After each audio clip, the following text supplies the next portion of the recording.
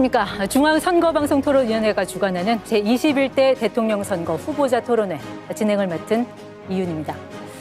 대통령 선거가 이제 11일 남았습니다. 누구를 뽑을지 마음 정하셨습니까? 후보들을 비교 평가하고 선택하시는 데 도움을 드리고자 공직선거법 제82조 2에 따라 오늘 토론회가 마련됐습니다. 자, 이 네 분의 후보들이 지금 나와 계신 곳 서울 여의도 KBS 스튜디오입니다. 오늘 토론회는 KBS, MBC, SBS 등 다양한 채널에서 전국에 동시 생방송됩니다. 중앙선거방송토론위원회 유튜브와 네이버 TV에서도 실시간으로 보실 수 있습니다. 아울러 청각장애인분들을 위해 복지TV에서 후보자별 1대1 수어 통역 방송을 생중계하고 있습니다. 공직선거법에서 정한 기준에 따라 이 4명의 후보들 모셨고요. 자리와 발언 순서는 사전 추첨을 통해 결정됐음을 알려드립니다. 자, 그럼 본격적으로 시작하겠습니다. 지난번 경제 분야 토론회에 이어서 오늘은 사회 분야입니다. 네 분의 후보들 준비 많이 하셨죠? 먼저 1분씩 시작 발언 듣겠습니다. 기호 1번 더불어민주당 이재명 후보 시작하시죠. 국민 여러분 인사드립니다. 더불어민주당 대통령 후보 기호 1번 이재명입니다. 오늘은 마침 노무현 전 대통령이 서거하신 지 16주년이 되는 날입니다. 전 국민의 사랑을 받으셨고 국민과 소통하면서 권위를 버리고 오로지 사람 사는 세상을 원했던 그분이셨습니다. 반칙과 특권 없는 세상을 원하셨지만 여전히 반칙과 특권은 횡행하고 있습니다. 특히 국민 주권, 헌정 질서를 파괴하는 계엄이라고 하는 이 황당한 내란 사태에 온 국민이 놀라고 있습니다. 헌정 질서를 회복하는 것은 무엇보다도 중요합니다. 국민이 주인으로 존중받고 모든 국가 권력이, 국가 역량이 오로지 국민만을 위해서 쓰여지는 제대로 된 민주공화국, 진짜 대한민국을 반드시 만들어야 합니다. 저 이재명이 반드시 해내겠습니다. 네, 다음은 기호 2번 국민의힘 김문수 후보입니다. 예, 여러분 거리에 프래카드가 많이 붙어 있는데 이제부터 진짜 대한민국 이렇게 붙어 있습니다. 방금 이재명 후보 또 이제부터 진짜라고 하는데 그러면 그전에는 전부 가짜 대한민국이었습니까? 정말 의학이 짝이 없습니다. 그런데 이렇게 말하는 분은 진짜 총각입니까? 가짜 총각입니까? 진짜 검사입니까? 검사 사칭입니까? 벌금 150만 원 받았지 않습니까? 이렇게 민주당이 지금 공직선거법의 허위사실 유포죄를 삭제를 해가지고 지금 거짓말 많이 하는 사람이 유리하도록 이렇게 법을 바꾸고 있습니다. 이게 말이 됩니까? 이 거짓말을 이렇게 계속하고 총각사칭, 검사사칭까지 하면서 어떻게 정말 진짜 대한민국을 말할 수 있습니까? 국민 여러분, 여러분의 소중한 한 표로 이 가짜를 물리칩시다. 가짜를 확 대체하고 진짜 정의로운 정치를 만듭시다. 네, 이어서 기호 5번 민주노동당 권영구 후보 발언하시죠. 국민 여러분, 얼마나 분통이 터지십니까? 감옥에 있어야 할 윤석열이 부정선거 음모론 다큐를 즐기며 거리를 활보하고 있습니다. 게다가 김문수 후보는 영화도 많이 보시고 사람도 많이 만나시면 좋은 거 아닌가 라며 맞장구를 치고 있습니다. 정말 어이가 없습니다. 분통이 터집니다. 이런 분열과 불의가 판치는 세상에서 어떻게 사회 통합을 말할 수 있겠습니까? 지금 당장 윤석열을 구속시켜야 합니다. 땀 흘려 일해도 집 한 칸 없고 장사가 안 돼 가슴이 무너지고 매달 대출금 갚기도 힘들고 전세로 절망하는 이웃들의 고통을 더는 방치할 수가 없습니다. 불평등과 차별을 갈아엎고 모두가 사람답게 사는 세상을 만들겠습니다. 저 권영국이 정권 교체를 넘어 사회 대개혁으로 함께 나서겠습니다. 감사합니다. 다음은 기호 4번 개혁신당 이준석 후보. 이 있습니다. 토론을 해야 합니다.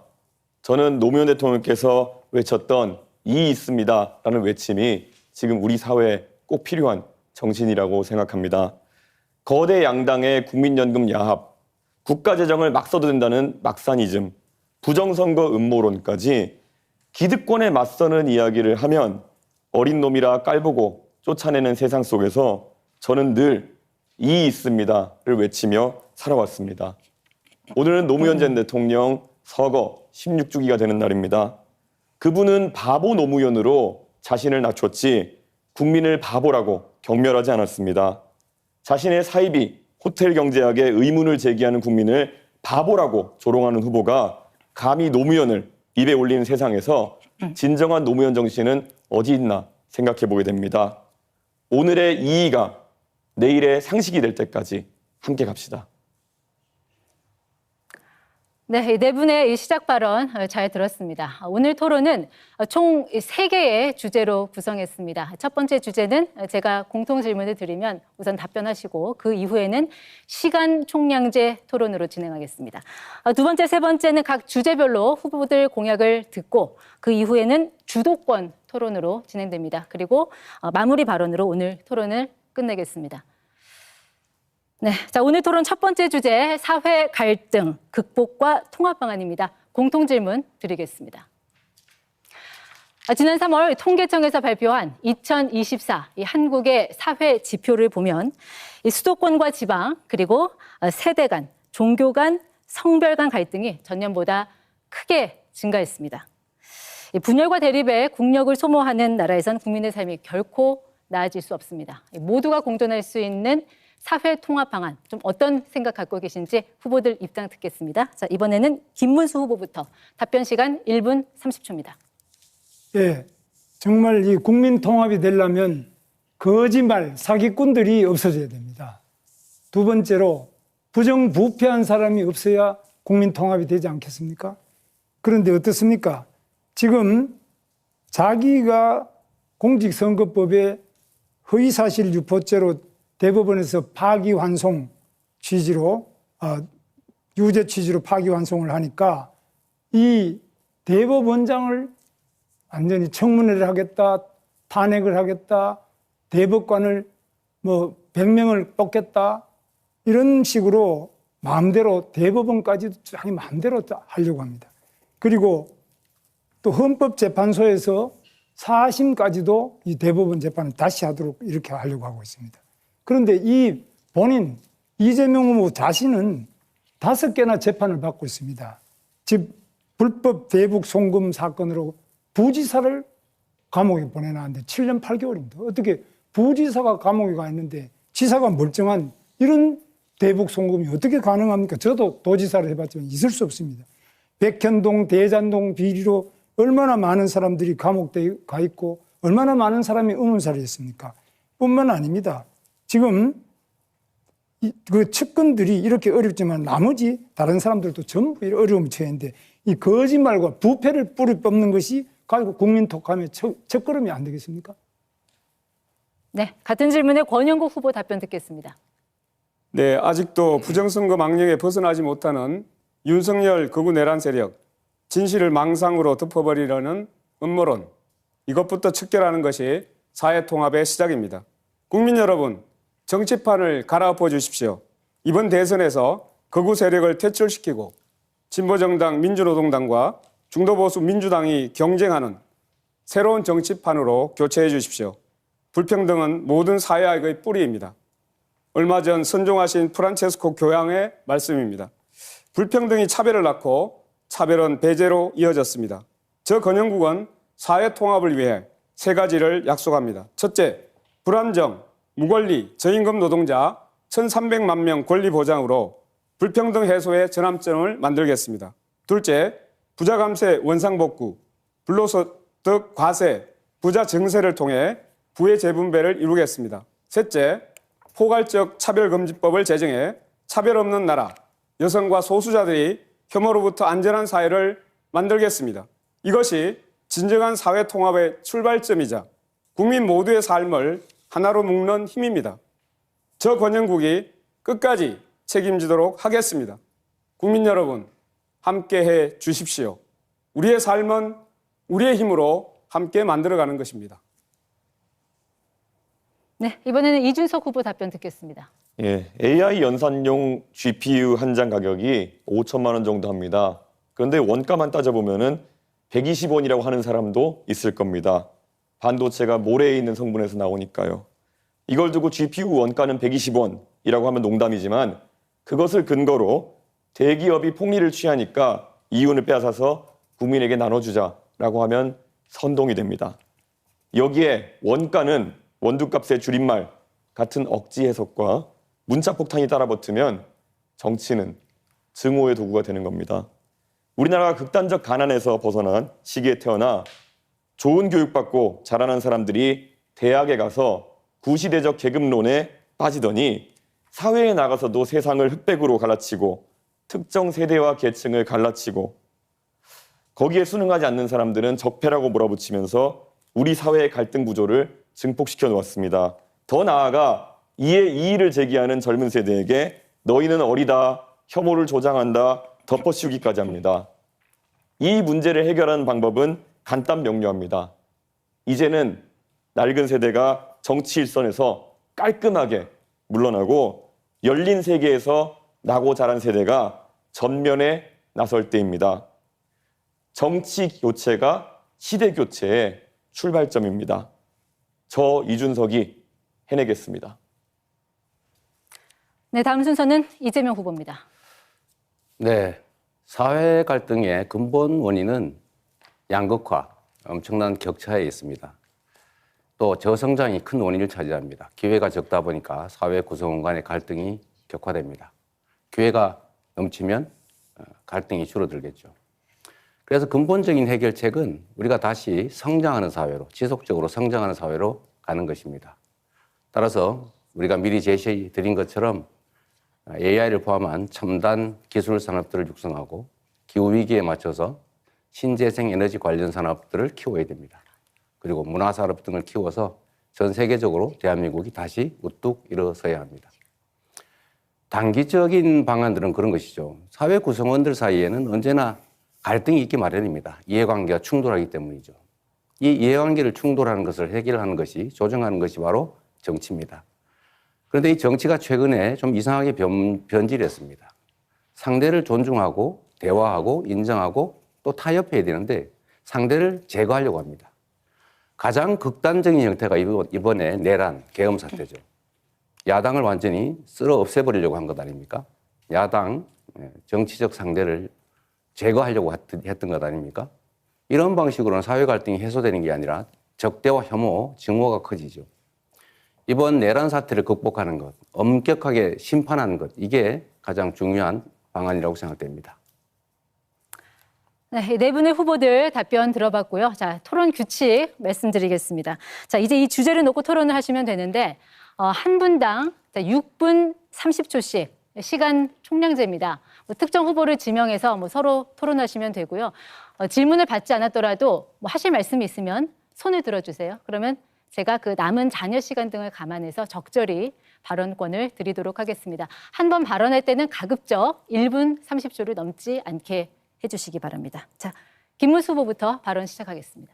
네, 저는 지금 우리 대한민국에서 가장 큰 문제가 지금 사회적인 최고 지도자인 대통령이 되겠다는 사람이 기본적인 최소한의 인륜을 다 무너뜨린 이런 분들이 대통령이 되겠다는 데 대해서 시중에서 너무너무 걱정을 많이 하고 있습니다. 그래서 이런 기본이 안 된 사람, 이런 사람이 어떻게 정치를 하고, 이런 사람이 어떻게 사회 통합을 하고, 이런 사람이 어떻게 국민 교육을 하고 또 국민들을 통합시킬 수 있을 것이냐.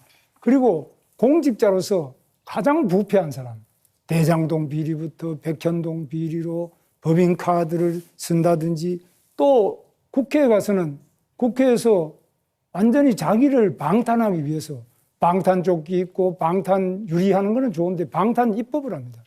국회를 이용해가지고 온갖 법을 만드는데 전부 자기가 재판 안 받으려고. 자기가 대통령이 되면 그다음부터 재판을 다 중지시킨다. 그리고 자기가 또 유죄 판결 난 그 대법원장에게 청문회를 하겠다, 특검을 하겠다, 대법원을 아예 싹 바꿔가지고 100명까지 대법원을 늘리겠다. 대법원 결정에 또 승복하지 않으면은 그 다음에는 또 헌법재판소에 판결을 받겠다. 이렇게 하는데 우리 이재명 후보한테 제가 묻습니다. 네. 그러니까 지도자가 되고 또 국민 통합을 하려면 가정에서부터 좀 통합이 돼야 안 됩니까? 근데 이재명 후보는 아시다시피 지금 자기 형님, 친형님 제가 만났습니다. 저를 하도 보자 그래서 만났는데 그때 정신병원에 하도 보내려고 그러고 이러니까 했는데 이 형님을 바로 이 성남시장으로서 정신병원에 강제 입원시키려고 하다가 그것 때문에 형수님하고 욕을 하고 다투고 이렇게 된 거 아닙니까? 이래서 어떻게 그러면 앞으로 국민 교육을 하고 어떻게 그러면 지도자가 돼서 가정도 제대로 못하는데 어떻게 나라를 통합시킬 수 있겠습니까? 네, 이재명 후보 답하시고 네. 지금 권영구 후보 손 드셨으니까 잠시 후에 발언권 드리도록 하겠습니다.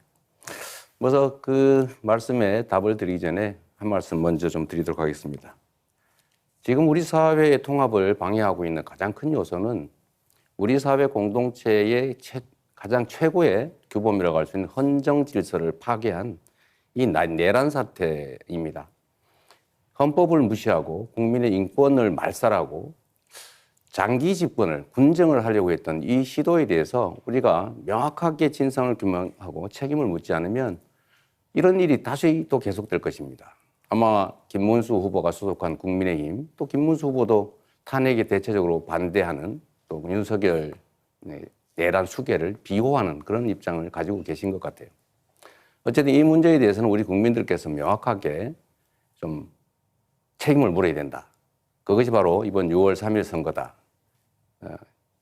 김문수 후보 역시 그 책임에서 결코 자유롭지 않다라는 점을 우리 국민들께서 기억해 주시고 심판해 주시기를 부탁드립니다.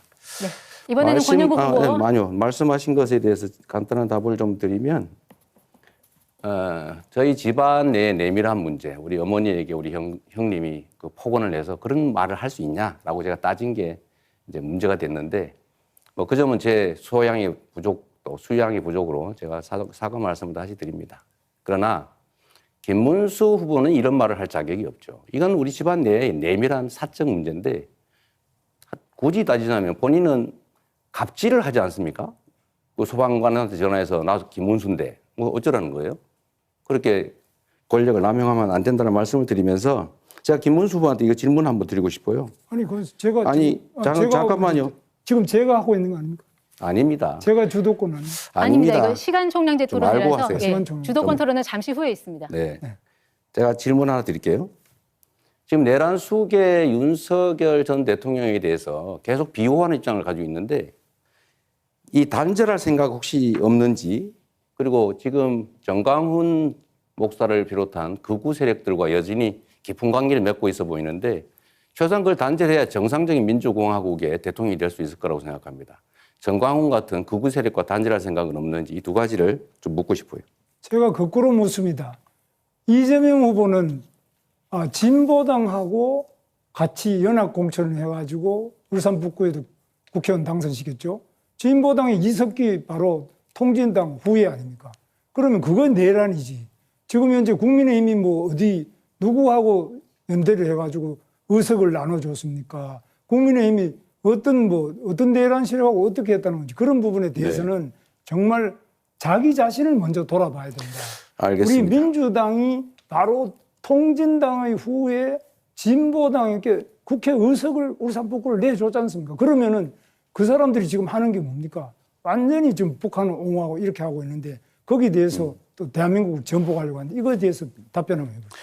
말씀을 피하신 걸로 보면 단절할 의사가 전혀 없어 보이고 또 그 전에 지금까지 하신 발언들을 보면 여전히 내란 세력을 비호하는 극우 세력을 비호하는 정광훈 목사가 감옥을 갔을 때 눈물을 흘린 그런 관계를 여전히 청산하지 못하시는 것 같은데 매우 안타깝다는 말씀을 드리면서 우리 그런 허위 사실을 이야기하면 안 됩니다. 뭐 눈물을 흘리는 거는 정광훈 목사 가서 무슨 눈물을 흘리는지 그 말이 안 되는 거짓말을 또 계속 여기서 하시면 눈물이 그것도 난다라고 한 유포죄로 영상이 있던데요.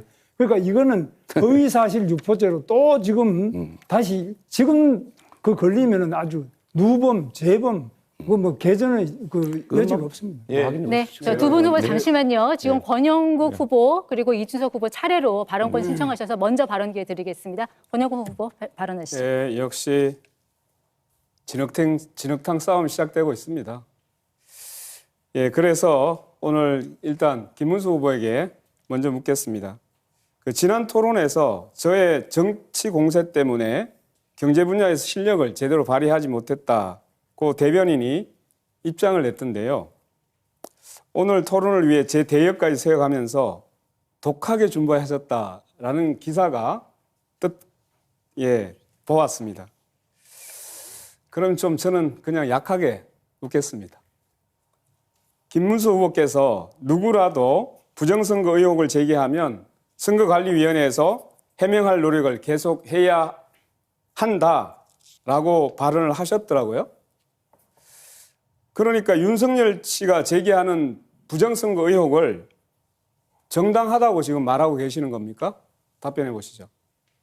그건 제가 지금 답할 문제도 아니고 윤석열 대통령이 부정선거 의혹을 제기하는 거는 그분이 한 것이지 제가 한 것도 아니고 저는 한 번도 그런 문제를 제기한 적이 없습니다. 그래서 네. 그건 제대로 그런데 질문을 부정선거 의혹을 제기하면 선거관리위원회에서 해명할 노력을 계속 해야 된다 이렇게 발언하면서 사실상 윤석열 씨를 편들고 있는 거예요. 그거는 기본적으로요. 네, 지난 5년간 네. 150건의 부정선거 소송에서 선관위가 전부 승소를 했습니다. 그런데 왜 자꾸만 이런 선관위에 대한 해명을 요구하는지를 저는 이해할 수가 없습니다. 제가 거꾸로 묻는데 제가 이야기하니까요. 네. 좀 듣고 하세요. 제가 보기에는 김문수 후보도 윤석열처럼 음모론자 같아 보여요. 근거 없는 문제 제기를 가지고 계속 그렇게 국민을 분열시키는 이런 윤석열을 옹호하고 비호하는 이런 사람이 어떻게 사회통합을 말할 자격이 있을까요? 저는 자격이 없다고 생각하는 겁니다. 제가 생각하는 네, 다음 부정 비리 제가 질문하지 않았습니다. 네. 제가 조금 더 말씀드리겠습니다. 질문하지 않으면 답을 못 합니까? 네, 지금 이준석 후보 시간이 가장 많이 남았고 손을 여러 번 드셨습니다. 이준석 후보 발언하시죠. 예, 방금 전에 권영국 후보님 말씀하신 것처럼 이제 윤석열이라는 그런 음모론자, 망상을 하는 사람에 대한 위험함은 우리 국민들께서 익히 아셨을 것이다 이렇게 생각합니다. 그분이 여러 가지 망상을 하셨지만 특히 부정선거 담론 같은 경우에는 매우 위험했고 그것을 규명하겠다는 미명하에 계엄이라는 아주 큰 잘못을 저질렀습니다. 저는 이미 정치적으로 사망한 것이나 마찬가지인 윤석열 대통령에게 얘기하기 앞서 지금 이 자리에 우리와 함께 서 있는 이재명 후보의 생각에 대해서 좀 궁금해할 필요가 있다 생각합니다. 사실 이번에 부정선거 담론 마찬가지로 지난 2012년 대통령 선거 이후에도 부정선거를 주장하는 사람들이 있습니다. 김어준 씨나 이런 분들 중심으로. 그런데 이재명 후보도 사실 이것에 동조해가지고 부정선거에 관한 내용을 공유한 바가 있습니다. 그래서 이것에 대해서 아직까지 입장을 같게 가져가시는지 궁금하고요. 천안함에 대해서도 잠수함과 충돌했다. 연구 결과 나와라는 내용을 공유하면서 천안함 음모론에 동조하는 모양새를 보이셨습니다. 그리고 또 서부전선 포격 당시에 현지 주민이 북한 측의 포사격을 듣지 못했다는 내용의 뉴스를 리트윗했는데요. 이거는 사실 대통령이 되면은 대한민국의 안보를 책임지는 사람이 돼야 되는데 우리 목숨 바쳐 서부전선을 지키고 있는 장병들을 믿지 못하고 군을 믿지 못하고 오히려 북한의 주장에 역성을 들거나 아니면 이런 음모론자들과 괴를 같이 하는 것인데 이런 행보에 대해서 반성하는 자세인지 우선 궁금합니다. 네, 말씀드릴 기회를 주셔서 감사하네요. 제가 말씀드렸던 부정선거는 국정원이 댓글 조작을 통해서 국민 여론을 조작했기 때문에 그 측면에서 부정선거라고 한 거지 무슨 투개표를 조작했다 이런 차원의 윤석열이나 우리 김문수 후보가 관심 갖는 그런 부정선거는 아니라는 말씀 하나 드리고 두 번째로는 천안함은 저는 정부 발표대로 북한의 공격에 따른 것이라고 공식적으로 제가 숫자 발표했다는 말씀을 드립니다. 덧붙여서 제가 이준석 후보한테 이거 하나 여쭤볼게요. 계엄 해제하는 거 정말로 중요했는데 12월 4일 날 새벽에 12월 4일 3일 밤이죠. 다른 사람들은 전부 국회 담을 넘어서 정말 들어가 전부 계엄 해제에 참여했는데 본인은 왜 담을 넘어가자는 그 참모 보좌관이 넘어가자 그랬는데 어떻게 야단을 치면서 쉽게 거의 폭언을 하면서 계속 말다툼을 하면서 결국은 계엄 해제 표결에 참여하지 않았어요. 저는 이게 결국 싸우는 척하면서 결국은 실제로는 계엄 해제에 반대한 거 아니냐. 그거 담 넘어가면 되잖아요. 왜 안 했는지 일단 궁금하고 두 번째로는 지금 단일화 논란이 많은데 저는 이번 내란 극복이 이번 선거의 가장 중요한 과제다라고 생각해요. 그런데 이와 관련해서 우리 이준석 후보께서는 이 내란 세력에 대한 입장이 어떠한지 또 극우 세력에 대한 입장은 또 어떤지 결국 저는 이 후보께서 내란 세력인 국민의힘 김문수 후보와 단일화할 거다 이렇게 예상을 저는 개인적으로 해요. 근데 당권을 주겠다든지 총리를 맡겨주겠다 이런 제안이 있었던 걸로 보이는데 단일화, 이 내란 세력 후보와 단일화 할 건지 궁금해서 한번 물어봅니다. 이거 뭘 또 거래를 하는 거 이런 거 불법 아닌가요? 저는 결국 이재명 후보가 음모론적이고 세상을 참 삐딱하게 보고 있다는 것을 다시 한번 증명하고 있다 이런 생각을 합니다. 계엄이 터졌을 때 아마 귀당에 계신 분들께 아마 여쭤보면 알 겁니다. 저는 귀당에 있는 의원들과 계속 소통하고 있었습니다. 지금 국회 본회의장에 몇 명이 들어갔냐. 제가 택시를 타고 국회 쪽으로 이동하는 와중에도 계속 물어봤고요. 그래서 170명 가까이 들어갔다는 것을 보고 안심해서 저는 밖에서 그러면은 여기에 진입하지 못하게 하는 것이 부당함을 항의하겠다라고 제가 이야기하고 계속 밖에 있었던 것입니다. 그리고 안에서 국회의장 비서실에도 연락해가지고 여기 밖에 지금 4명 정도 의원이 못 들어가고 있으니까 와서 우리를 들어가게 해달라라는 요청까지 했고 실제로 그분들이 오셨습니다. 저는 이번에 헌법재판소에서 계엄에 대한 판단을 내리면서 탄핵 판단을 내리면서 결국 이런 것들이 증거자료로 쓰인 것을 잘 알고 계실 겁니다. 그리고 제가 천하람 의원실에 저와 막역하게 지내는 비서관에게 그 얘기를 했을 시점은 이미 표결이 끝난 시점이었습니다. 제가 도착한 시점이 표결 한 5분, 4분 전이었고요. 그렇기 때문에 제가 안에 있는 민주당 의원들과 소통까지 해가면서 정확한 숫자를 파악해서 저는 밖에서 못 들어간 의원들과 같이 들어가겠다 했던 것입니다. 그것을 비난하는 의도를 저는 잘 모르겠는 것이 민주당에도 진입하지 못한 의원님들이 있는 것으로 알고 있습니다. 그분들은 그럼 이재명 후보의 논리대로라면은 계엄을 막을 생각이 없었다는 것입니까? 그렇게 삐딱한 생각으로 우리 당 의원 보는 시각과 다른 당 의원 보는 시각이 다르기 때문에 이재명 후보가 갈라치기하고 우리 편 아니면 다 적이라고 본다는 그런 이야기를 듣는 겁니다. 굉장히 안타깝고요. 저는 국민의힘의 이야기에 대해 가지고 단 한 번의 예외 없이 단일화에 관심 없다고 이야기하고 있습니다. 이재명 후보는 그냥 본인의 망상 속에서 계속 그것만 두려운 겁니다. 그래서 이런 아주 중요한 정책을 물어봐야 되는 자리에서 자기 궁금증 해소하러 나오신 거거든요. 저는 이런 것들은 이재명 후보가 굉장히 편협한 시각을 갖고 있다는 확신을 국민에게 줄 거라 봅니다. 네, 제가 정리삼아 이 말씀을 한번 드려볼게요. 그렇게 설명하시면 됩니다. 국민들은 의구심을 가지고 있죠. 거기서 말다툼을 하면서 시간을 보내고 의결 정족수가 충분하니까 계속 싸우고 있겠다. 이건 저는 국민들께 납득하기 어려울 거라고 생각해요. 물론 단일화 문제에 대해서는 나중에 결과가 결국은 나오겠죠. 그때 가서 보기로 하겠습니다. 제가 김문수 후보님한테 하나만 더 여쭤볼게요. 네. 김문수 후보님 가산제 지금 재도입하겠다고 공약하셨죠. 가산제를 과거와는 가산점을- 다른 방식으로 재도입하겠다고. 네. 그 위헌 판결 난 건 아시죠? 위헌 판결은 그게 지나치게 5%까지 가산점을 너무 많이 준다든지 너무 좁은 범위로 해서 그랬기 때문에 저는 저는 좀 다른 방법입니다. 저는 이게 젊은 시절에 강제로 의무적으로 입대하는 남성 청년들을 보호할 필요가 있다고 생각해요. 네.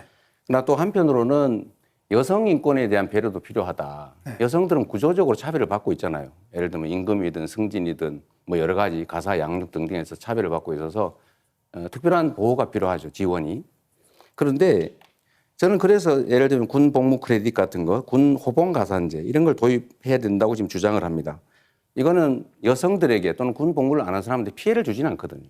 그러나 군 가산점 제도는 누군가에게 불이익을 주지 않습니까? 상대적인 거니까. 그런데 이것은 결국 헌법이 위헌 판결을 했는데 헌법을 개정하지 않은 한 쉽지 않은 이런 거를 도입하겠다고 하는 건 결국 또 여성들을 상대로 갈라치기를 하거나 아니면 쉽게 말하면 여성들을 우롱하는 그런 거 아닌가요? 국가를 위해서 자기 청춘을 18개월 동안 의무 복무를 하고 또 장기간 복무하던 분들이 사회에 나와서 일정한 정도로 좀 혜택을 받는다. 그것도 또 공직에 취임할 때 약간의 뭐 5% 이런 게 아니라 약간이라도 배려를 한다는 것은 우리 국가의 책무이고 또 보훈의 기본입니다. 그래서 그런 부분을 가지고 이 과거에 위헌 판결 난 것처럼 그렇게는 절대 하지 않을 겁니다. 이재명 후보 발언 시간 27초 남았는데요. 예, 먼저 권영국 후보 손 드셨으니까 발언 기회 네네. 드리겠습니다. 일단 김문수 후보에게 묻겠습니다. 네. 최근 유세에서 중대재해처벌법을 악법이라며 폐지해야 한다고 했습니다. 그런데 1차 토론회 다음 날 파리바게뜨 SPC 삼립 시야 공장에서 일을 하고 있던 50대 여성 노동자가 또다시 기계에 끼어서 숨졌습니다. 후보님, 사람이 죽어도 책임지지 않게 해주는 것이 기업하기 좋은 나라입니까? 저는 그래도 예. 자, 이런 사고가 계속 빈발하고 있는데 중대재해처벌법 폐지를 계속 주장할 건가요?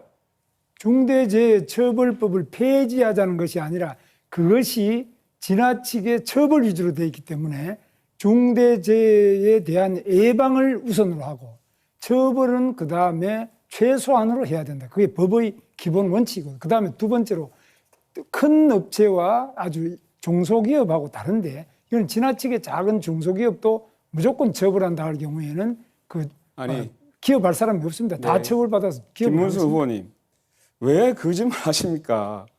2025년 5월 15일 중소기업 중앙회 조창 강연 축사에서 중대재해처벌법 이거 악법이니까 폐지 또는 재개정해야 되는 거 아니냐 이런 얘기 한 적이 있잖아요. 재개정한다고 그랬습니다. 예.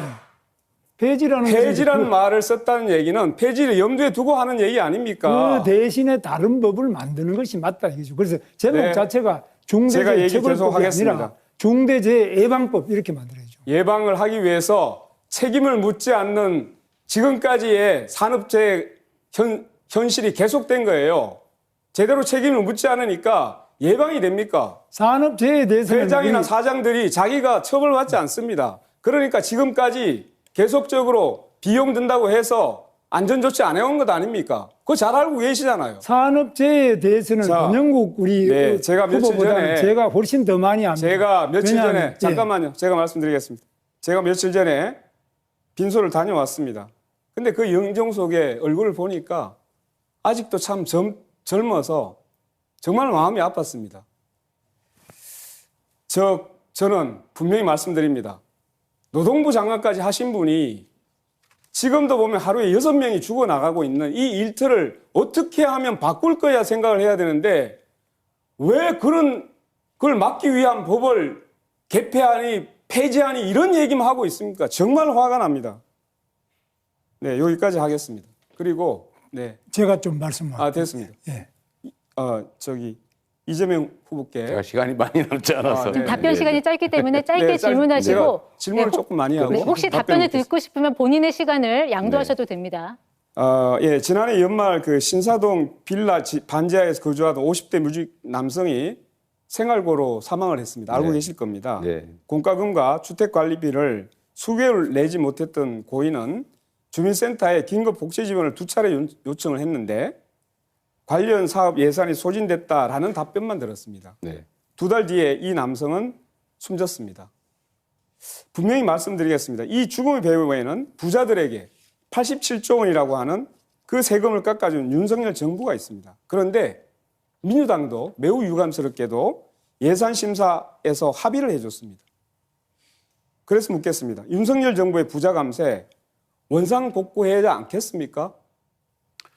맞는 말씀이신데 원칙적으로 동의합니다만 지금은 경제 상황이 너무 어려워서 좀 지금은 유보해야 될 것 같습니다. 네. 이재명 후보 20초 남았는데 계속 쓰시겠습니까?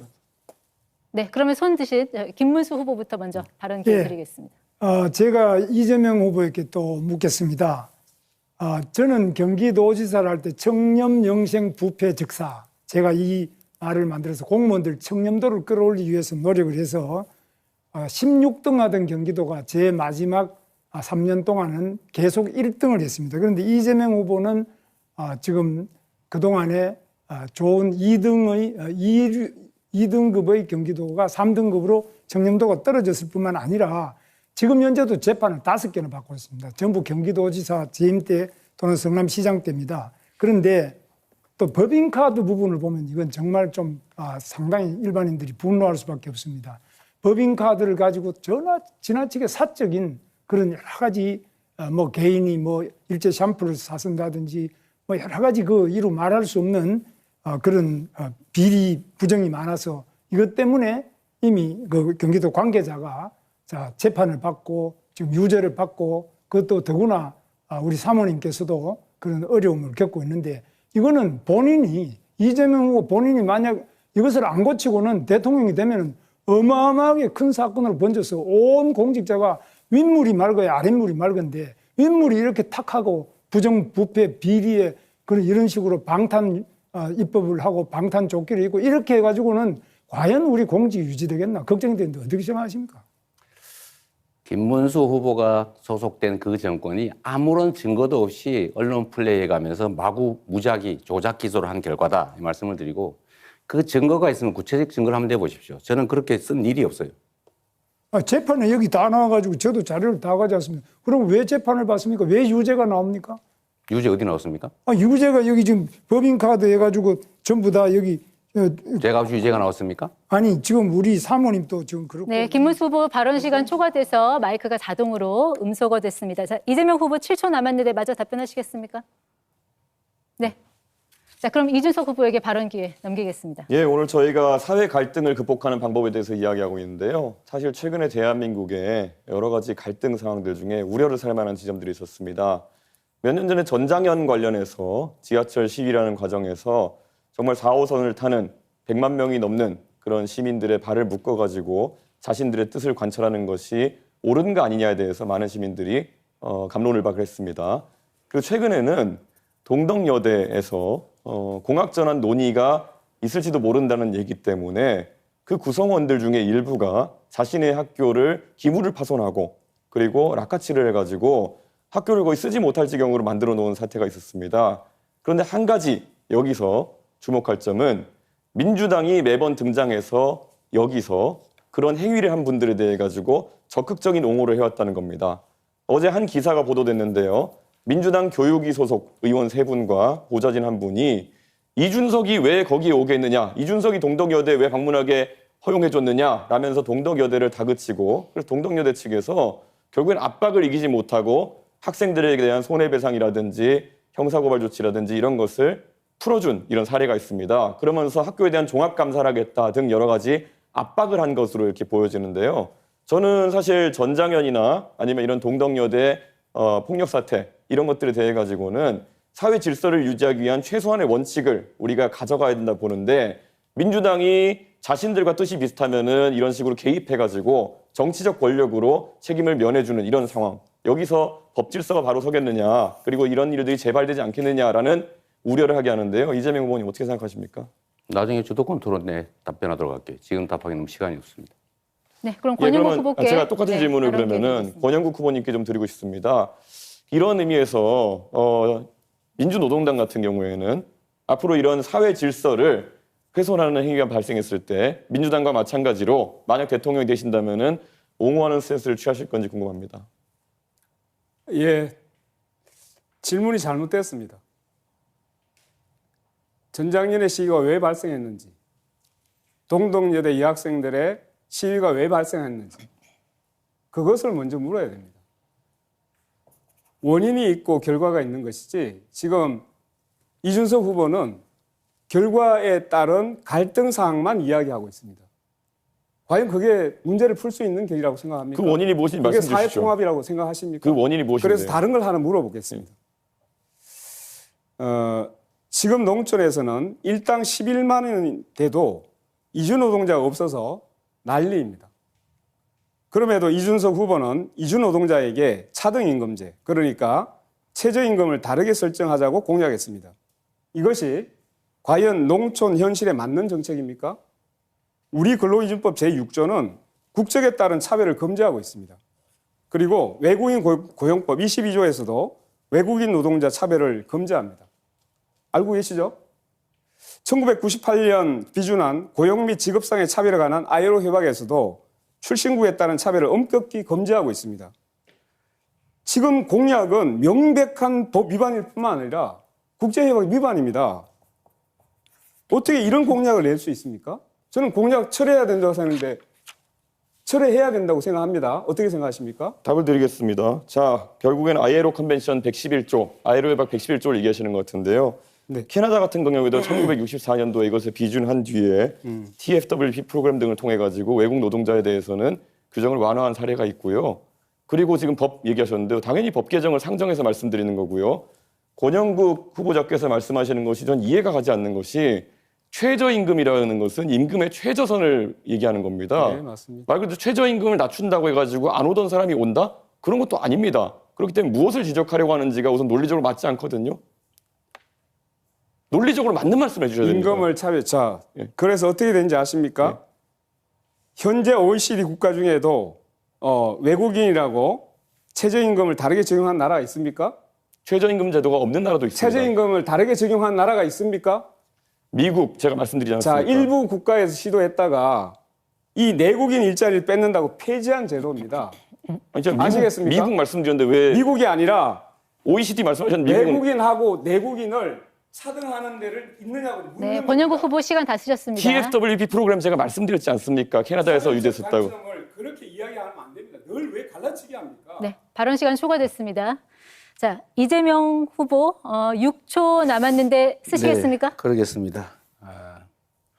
우리 김문수 후보님 증거가 있으면 제시하고 말씀하시는 게 좋겠습니다. 네. 네. 두 분 다 발언 시간 다 쓰셨고요. 이준석 후보 7초 남았습니다. 쓰시겠습니까? 방금 전에 권영국 후보님 말씀하셨는데 아까 그냥 캐나다의 TFWP 프로그램도 말씀드렸고요. 한국에서는 이미 폐지되었지만 산업연수생 프로그램도 있었습니다. 그렇기 때문에 ILO 컨벤션에 위배되지 않게. 네, 발언 시간이 초과되면 마이크가 자동으로 음소가 된다는 점 다시 한번 말씀드리겠습니다. 자, 첫 번째 토론은 여기까지 듣고요. 다음 이제 두 번째, 세 번째 주제로 넘어갈 텐데 앞서 말씀드렸지만 오늘 주제는 사회 분야입니다. 가급적 이 주제에서 크게 벗어나지 않도록 부탁드리도록 하겠습니다. 네, 이제 공약 검증, 주도권 토론으로 넘어가겠습니다. 자, 먼저 이 후보들의 핵심 공약을 듣고 이후에 이제 토론을 진행을 할 텐데요. 주제는 초고령 사회 대비 연금 의료 개혁입니다. 자, 우리 사회가 저출생 또 초고령 사회로 진입하면서 연금과 의료 개혁은 더 이상 미룰 수 없는 과제가 됐습니다.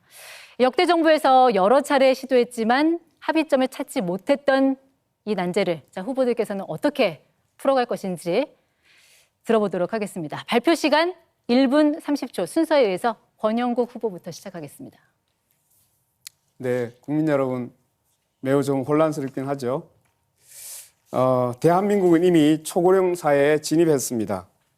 65세 이상 어르신이 1,000만 명을 넘어섰지만 아직도 많은 어르신들이 빈곤과 고립 속에 고통을 받고 있습니다. 이제 돈보다 생명이 우선하는 돌봄 복지국가 시대를 열겠습니다. 첫째, 지자체 통합 돌봄 책임제와 간호간병 통합 서비스를 전면 확대해서 무상돌봄, 무상간병을 실현하겠습니다. 둘째, 군복무 전 기간을 연금기간으로 인정하고 자녀 출산 시 출산육아 크레딧으로 자녀 한 명당 24개월의 연금기간을 인정하겠습니다. 셋째, 프리랜서, 자영업자와 같은 지역가입자의 보험료를 50% 지원하고 기초연금을 월 70만 원으로 인상하겠습니다. 넷째, 의료비 100만 원 상한제 도입과 500병상 규모 공공병원 100개 확충으로 전국 어디서나 안심하고 치료받을 수 있는 보건망을 구축하겠습니다. 국민 한 사람 한 사람의 존엄을 지키는 것이 바로 국가의 사명입니다. 돈보다 생명이 우선인 나라, 돌봄과 존엄이 보장되는 나라, 저 권영국이 끝까지 책임지고 실천하겠습니다. 네, 감사합니다. 네, 다음으로 이준석 후보 공약 듣겠습니다. 윤석열 정부 시절 우리가 겪은 가장 황당한 정책 가운데 하나가 의대 증원입니다. 3,000명이던 정원을 5,000명으로 늘리겠다고 했지만 강의 시설도 증원 숫자의 근거도 사회적 수기도 없었습니다. 그냥 무조건 따르라는 식이었고 결국 전공의 복귀 안 하면 처단한다라는 계엄 포고령으로 귀결되었습니다. 그래서 우리는 지금 조기 대선을 치르고 있는 겁니다. 아직도 우리 정치에는 이런 정치인이 많습니다. 대책을 물으면 잘하면 됩니다. 라는 말만 반복하고 비판하면 극단적이시군요. 하는 공격으로 덮으려 합니다. 무지성, 비과학, 비합리. 파란 옷을 입은 또 다른 계엄 세력입니다. 연금 개혁도 마찬가지입니다. 구조는 손도 대지 않고 숫자만 바꾼 가짜 개혁으로 사회 초년생에게는 평생 5천만 원 가까운 부담을 떠넘기고 기성세대는 더 가져가는 밀실 합의를 하고 말았습니다. 여기에 문제 제기했더니만은 세대 갈등을 조장한다면서 또 적반하장으로 나옵니다. 저는 이미 신연금과 구연금의 분리, 신뢰 회복을 통한 단계적 의료 개혁안을 제시한 바 있습니다. 우리 사회의 많은 개혁은 정치 개혁으로부터 출발합니다. 국민 여러분, 점진적인 개혁을 통해 대한민국을 한 단계 업그레이드 시키겠습니다. 저 이준석이 해내겠습니다. 네, 다음 이재명 후보 공약 발표 듣겠습니다. 네. 전 세계에서 가장 가난한 노인이 많은 나라, 또 전 세계에서 자살률, 참 말하기 그렇습니다. 자살률이 가장 높은 나라. 이런 노인 빈곤 문제를 반드시 해결해야 됩니다. 그런데 우리는 준비가 그렇게 충분하지 못했습니다. 지금 18년 만에 겨우 모수개혁이라는 걸 했습니다. 보험료를 얼마 낼 것이냐, 소득 대체율은 얼마를 인정받을 것이냐. 정말로 지난했습니다. 보험료를 4% 올려서 13%로 한다는 것까지는 대충 합의가 됐는데 소득 대체율을 놓고 50%냐 43이냐를 놓고 계속 싸웠습니다. 제가 윤석열 대통령을 만나서 직접 담판도 해보려고 했는데 제가 국민의힘이 제안하는 바대로 44%를 받겠다라고 했는데도 그걸 거부했습니다. 결국은 43%로 저희가 합의했습니다. 앞으로는 모수개혁을 넘어서서 이제 구조개혁을 해야죠. 기초연금, 국민연금, 퇴직연금 이런 걸 다 조정을 좀 해야 됩니다. 어려운 과정이긴 한데 누가 말씀하시는 것처럼 완벽하게 못했으니 비난하자. 그렇게 하면 안 됩니다. 그럼 아무것도 안 됩니다. 지금까지보다는 그래도 낮게 바뀌었다라는 점을 인정해야 합니다. 의료개혁도 공공의료, 필수의료, 지역의료를 반드시 살리는 방향으로 국민이 건강한 방향으로 반드시 바꿔나가야 되겠다 말씀을 드립니다. 네, 다음 김문수 후보입니다. 이번 의정 갈등으로 많은 어려움을 겪으신 국민 여러분, 또 환자 여러분, 또 의료진 여러분, 모든 분들에게 진심으로 죄송스럽다는 말씀을 올립니다. 정말 그동안 너무 고생이 많으셨고 여러 가지로 대화도 부족하고 대책이 제대로 되지 않아서 어려운 점이 있었는데 저는 의료 정책은 항상 현장 중심으로 또 원점에서 전면 재검토를 해서 완전히 새롭게 출발하도록 하겠습니다. 의사 선생님들과 환자 또 전문가 목소리를 충분히 받아들일 수 있도록 미래의료위원회를 취임 즉시 구성해서 대화의 창구를 만들겠습니다. 항상 대화를 통해서 서로 이해하고 잘 합의해 나가는 방향으로 하겠습니다. 기존 의대 정원 방안은 물론 지역의료 필수 의료까지 과학적 근거와 사회적 합의에 기반해서 재검토를 하겠습니다. 그리고 두 번째로 국민연금 개혁이 문제가 있는데 청년의 반발이 큽니다. 2차 구조개혁을 즉시 착수하겠습니다. 청년들을 대표자로 많이 포함을 시켜서 청년들의 의견을 최대한 수렴해서 대개혁을 해내겠습니다. 청년이 불리하지 않은 개혁을 하도록 하겠습니다. 네, 후보들 공약 들어봤고요. 자, 1분 30초라는 짧은 답변에서도 후보들 간의 차이가 어느 정도는 드러난 것 같습니다. 바로 주도권 토론 시작하겠습니다. 이 주도권 토론은 말 그대로 주도권을 가진 후보가 상대 후보를 지명해서 질문과 답변을 이어가는 방식입니다. 주도권 가진 후보에게 6분 30초 시간이 주어지고요.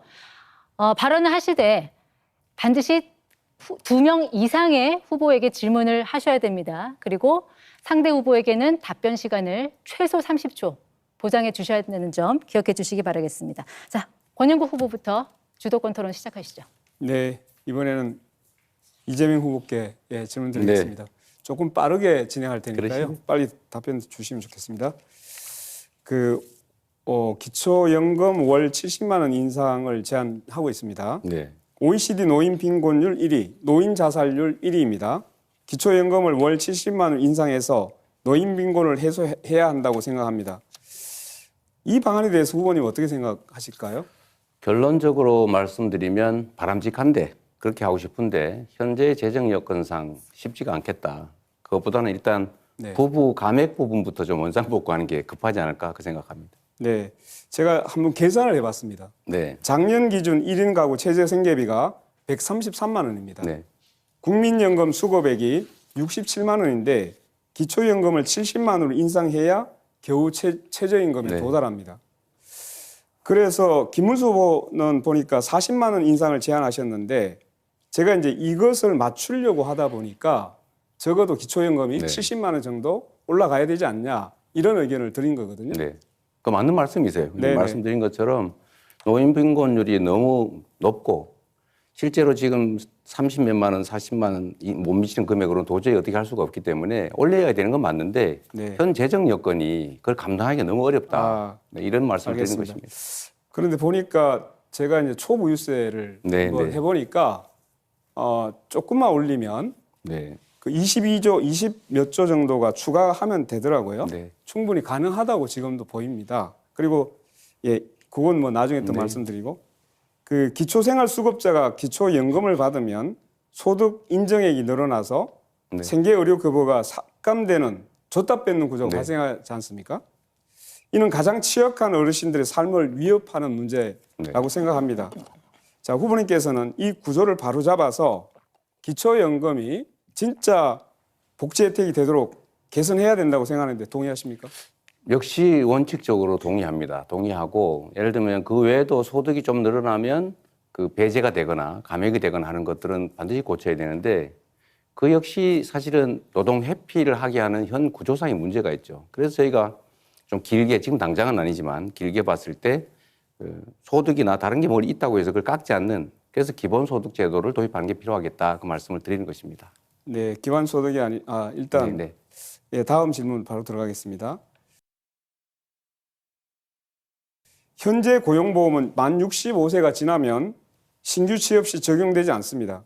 네. 초고령 사회 진입으로 65세 이상 노년 노동자들이 지금 늘고 있지 않습니까? 네. 그래서 국가인권위에서도 65세 이상 고용보험 적용을 권고한 바 있습니다. 네. 적극적으로 수용해야 된다고 보는데 어떻게 생각하십니까?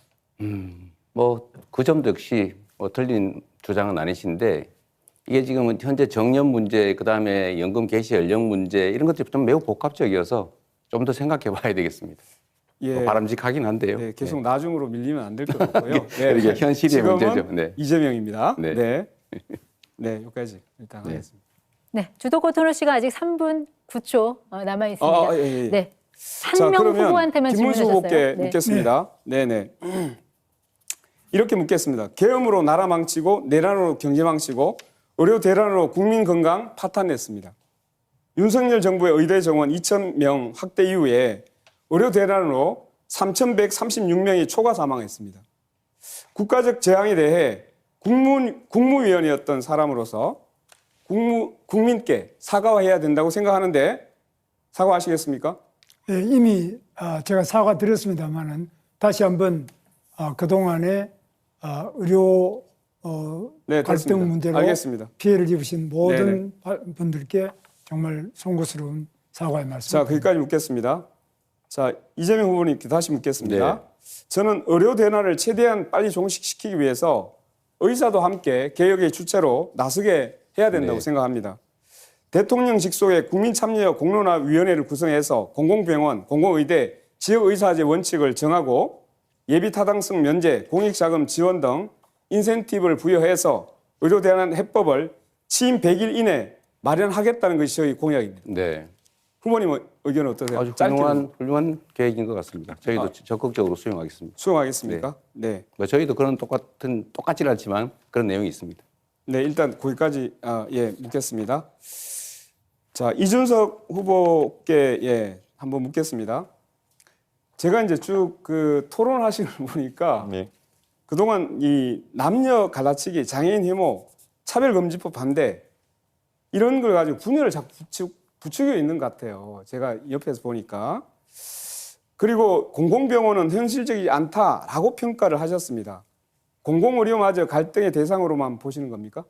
우선 저에게 혐오라는 낙인을 찍으시려면요. 혐오의 정의에 따라서 제가 무엇을 잘못했는지를 구체적으로 말씀해 주셔야 그것이 아마 국민들께 와닿을 겁니다. 네네. 제가 혐오에 해당하는 행위를 한 것이 무엇이 있는지 혹시 말씀 주실 수 있나요? 네, 장애인 시위에 대해서도 주로 왜 일어났는지 이야기하는 것이 아니라 주로 그 결과에 대해서 비난을 했던 것 같고요. 제가 행위에 대해서 그리고 지적을 했기 때문인데 주로 이대남의 얘기를 주로 하시는 것 같아요. 이대남의 얘기한 구체적인 사례가 있습니까? 자, 요거 한번 묻고 넘어가겠습니다. 그러니까 상대를 비난할 때 자. 느낌적 느낌으로 넌 이런 사람이야 단정 짓는 게 예전에 민주노동당이나 그래서 아까- 정의당을 보고 빨갱이 아니냐 했던 것과 아. 동일한 얘기거든요. 잠깐만요. 그러니까 잠깐만요. 구체적인 네, 얘기로 제가 비난을 주로 하고 해주십시오. 있습니다. 자, 예. 묻는 것 답변하세요. 그 공공의료마저 갈등의 대상으로 보시는 겁니까? 라고 물었습니다. 저는 그런 프레임 자체에 동의하지 않는 게요. 네네. 공공의료가 제가 성남시 의료원도 다녀왔지만 네네. 저는 과연 이것이 그럼 어떤 형태로 동작할 수 있겠냐에 대해서 합리적인 질문들을 던졌고 성남시 의료원 관계자들이 열심히 하는 것과 관계없이 실제로 지금 거의 운영이 네, 불가능할 거기까지. 정도 30초 거기까지. 보장하셔야 됩니다. 아, 네네. 그러니까 운영할 수 있을 정도의 그런 어떤 환경이 마련되지 않았다. 그걸 지적한 것인데 무조건 공공자만 붙으면 전부 다 우리가 이것을 좋은 것으로 받아들여야 되느냐? 이건 아니라 봅니다. 네, 권영구 후보 시간 다 쓰셨고요. 자, 바로 이어서 이준석 후보 주도권 토론 시작하세요. 예, 이재명 후보님 여쭤보고 싶은 게요. 간병비 관련해 가지고 결국 네. 보장성을 높여야 된다라는 정책을 내셨는데 이 간병비 되게 중요합니다. 네. 그런데 이게 금액으로 따지면 한 연간 15조 정도까지 이제 될 수 있다고 합니다. 근데 지금 건강보험료가 97조 정도 재정이고요. 지금 추기에 따르면은 2033년 되면은 마이너스 30조 정도로 적자가 난다. 이런 얘기가 나오고 있습니다. 최근에 의정 갈등으로 잠깐 흑자가 난 것처럼 보이지만은 구조적으로는 마이너스 30조 적자가 날 수밖에 없는데 그러면은 그 15조 정도의 어떤 추가적인 간병비 혜택이 들어가게 되면은 이거의 재원 마련은 어떻게 되는 것입니까? 그게 전액이 다 든다고 생각하는 것 전제가 좀 잘못된 것 같고요. 그럼 어느 정도 비율로 생각하시는지? 저는 우리 의료 재정이 허용되는 범위 내에서 간호 간병을 복합적으로 하는 게 필요하다. 그리고 그것도 대상자나 질병이나 이런 것들에 따라서 재정 여건에 따라서 확대해 갈 필요가 있다는 것이고요. 특히 요양병원도 이런 간병 지원을 좀 해야 되겠다고 해서 정부도 지금 시범 사업을 하고 있는데 그런 식으로 조금씩 늘려가면 됩니다. 이재명 후보 말씀은 허용되는 범위 내에서 하겠다는데 제가 아까 제시해드린 것이 마이너스 30조 정도의 상황이다. 그런데 마이너스 30조에 허용되는 부분이 뭡니까? 그래서 제가 질문드리고 싶은 것이 이런 당연히 복지라는 것은 국민들이 필요로 하는 것들이 있겠지만은 우선순위를 둬야 되는 것이고 혹시 그럼 지금 건강보험료 나가는 것 중에서 방만하게 운영된다고 생각하는 혹시 지적할 만한 부분이 있으신지 그게 없다면은 그냥 건강보험료를 지금 한 100조에서 16조 정도 늘려야 된다는 얘기가 나오는 거 아니겠습니까? 그러면은 각자 내는 비용이 한 16조 늘어난다는 거 아니겠습니까? 자, 대답해도 될까요? 예, 대답해 주십시오. 저는 우리 의료보험 재정 지출 중에서 예를 들면 지금 의료 쇼핑 같은 거 있지 않습니까? 너무 무제한적으로 이 병원 저 병원 다니는 게 있고 아주 경증이고 간단하게 진료할 수 있는데도 다 병원을 이용하는 이런 부분들에 대해서 약간의 조정이 좀 필요하지 않을까 싶은 생각을 하고요. 사실 그 부분 지출이 너무 많기 때문에 그 부분에 대한 통제들을 좀 하면 상당 정도의 재정 절감이 가능하지 않을까 그렇게 생각합니다. 그렇게 해서 보통 줄일 수 있는 게 2조 원 정도, 3조 원 정도로 얘기합니다. 의료 쇼핑이라 얘기하시는 거는 365일 중에 366번 이상 외래 진료를 가는 분들이든지 이런 분들을 말씀하시는 것 같고 그분들은 이미 제도가 개정되어서 자부담률이 90%까지 올라가는 상황입니다. 그러니까 그런 거 말고 현실적인 재정 대책 있으십니까? 그게 제일 크다고 생각해요. 2, 3조 규모라니까요. 그거라도 크지 않습니까? 15조 하신다면서요, 방금 전에. 내가 언제 15조 한다고 했어요? 본인이 그렇게 주장하시죠. 간병비 몇 프로까지 그럼 지원하실 예정입니까?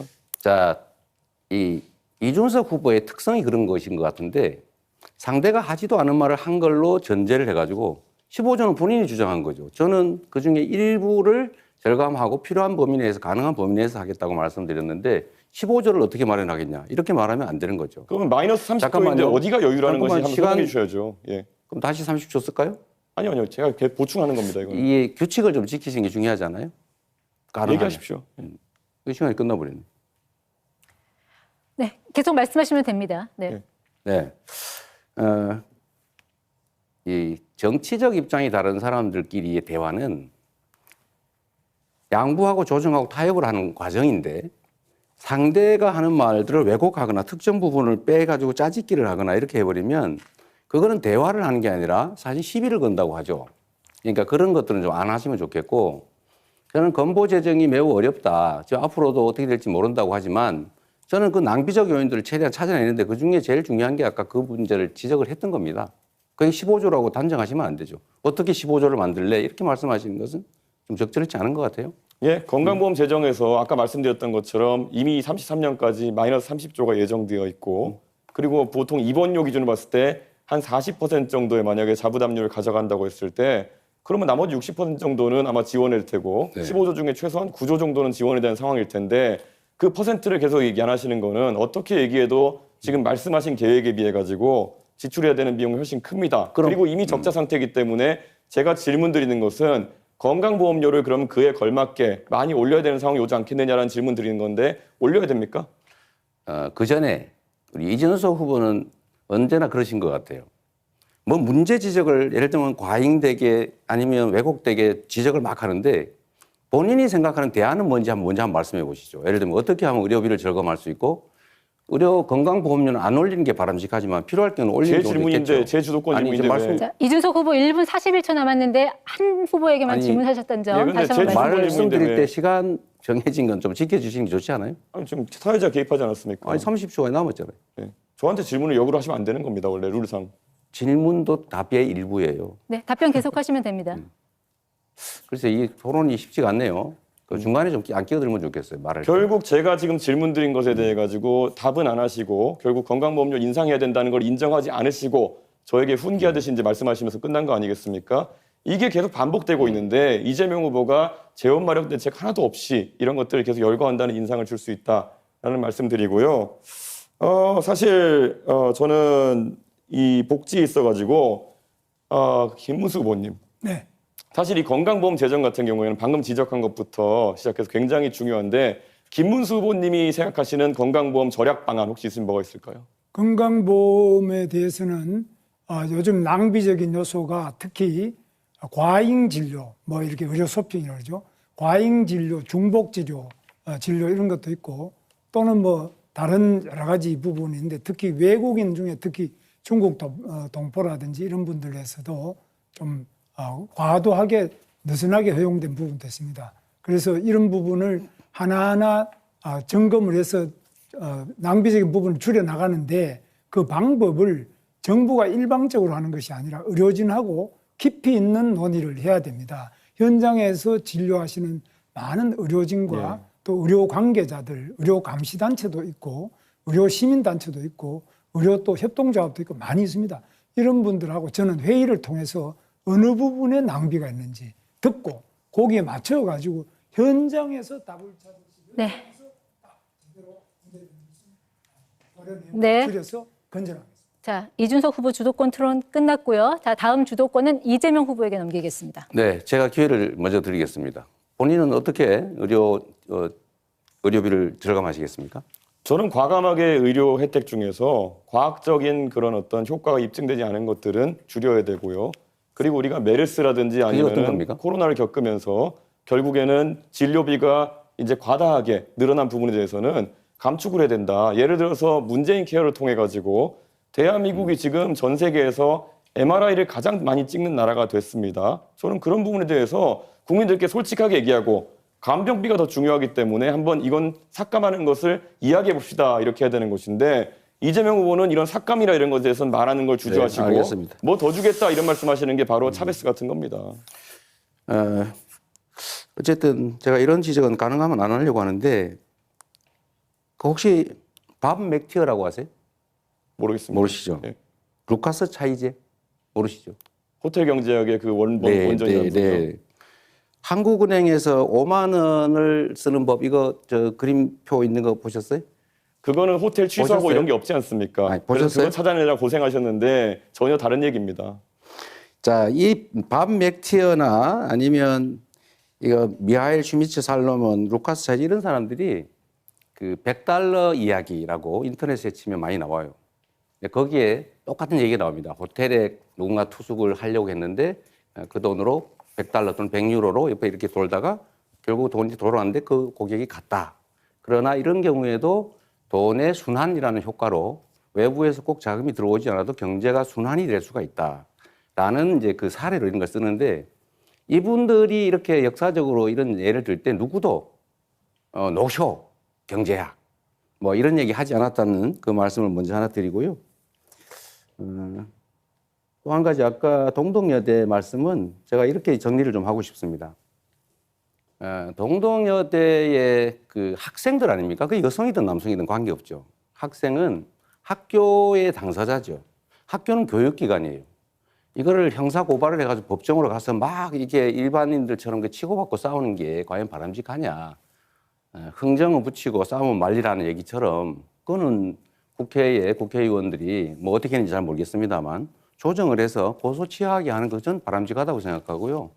다만 그 과정에서 뭐 위압적이거나 뭐 권력을 남용하거나 이렇게 하면 뭐 그건 안 되겠죠. 근데 그거는 저희가 확인 안 됐으니까 그렇게 말할 건 아닌 것 같습니다. 네, 지금 토론 주제는 초고령 네, 사회 대비 알겠습니다. 연금 뭔 의료 얘기를 하시는 개혁입니다. 겁니까 지금? 예.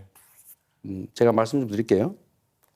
연금 개혁 관련해서 저는 이 연금 문제가 정말로 복잡해서 어떤 정권도 하지 않으려고 하는 일 아닙니까? 다 회피했죠. 그러나 이 완벽한 모두가 만족하는 연금 개혁안은 없지요. 저는 이준석 후보께서 뭐 이게 잘못됐다 이렇게 얘기해요. 뭐 잘못됐다고 지적할 수 있죠. 그럼 어떻게 할 수 있었느냐? 본인이 주장하는 각종 이런 제도 이런 것들을 만들어내는 것이 과연 정치적 합의를 끌어낼 수 있겠냐? 그건 본인의 주장일 뿐일 가능성이 많죠. 현실을 좀 인정할 필요가 있겠다. 정치는 길을 만들어내는 거죠. 뭐 잘못됐다 비평하는 것은 그건 정치가 할 일이 아니라 그건 비평가들이 하는 거다는 말씀을 먼저 좀 드립니다. 그래서 그 얘기를 먼저 한번 해보죠. 저는 이번 연금 개혁이 모수 개혁이라도 해낸 것 자체는 안 하는 것보다 낫다고 생각해요. 안 하는 것보다는 나은 것이기 때문에 그나마 부족하지만 했어야 됐다라고 생각하고 있는 성과라고 생각합니다. 이제 앞으로는 이제 구조 개혁을 해야죠. 이제 쉽지는 않은 일입니다. 아마 엄청난 진통이 있을 테고 잘 될지도 잘 모르겠어요.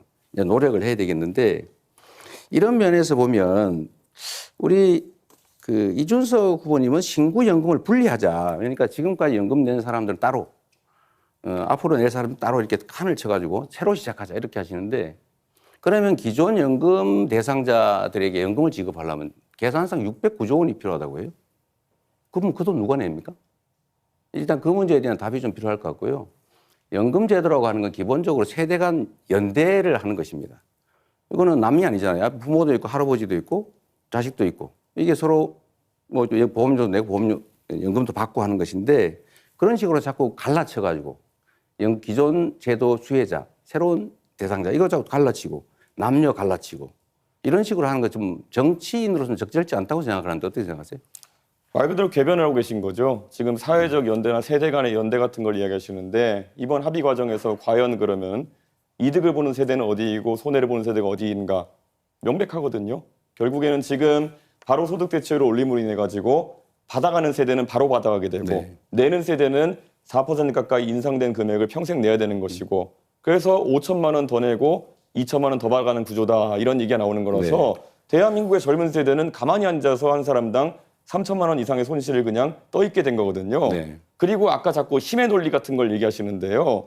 본인들이 입법하는 것이 알겠습니다. 다수라 해가지고 옳은 게 아닙니다. 법원 그렇게 겁박하고 하고 본인 방탄하기 위한 입법한다 해서 그게 옳은 게 되는 게 아니라는 말씀 드립니다. 네. 김문수 후보님은 어떠세요? 자동 조정 장치라고 하는 거를 도입하면 지금 연금 내는 사람은 언제 연금이 깎일지 몰라서 불안할 것 같아요. 네. 그 문제에 대한 대책을 좀 말씀해 주시고 어쨌든 저는 연금이라고 하는 기본적인 이념은 연대의 가치에 있다라고 생각해요. 나는 절대 손해 안 볼 거야 라고 하면 연금이 불가능하죠. 의견 한번 말씀 주시죠.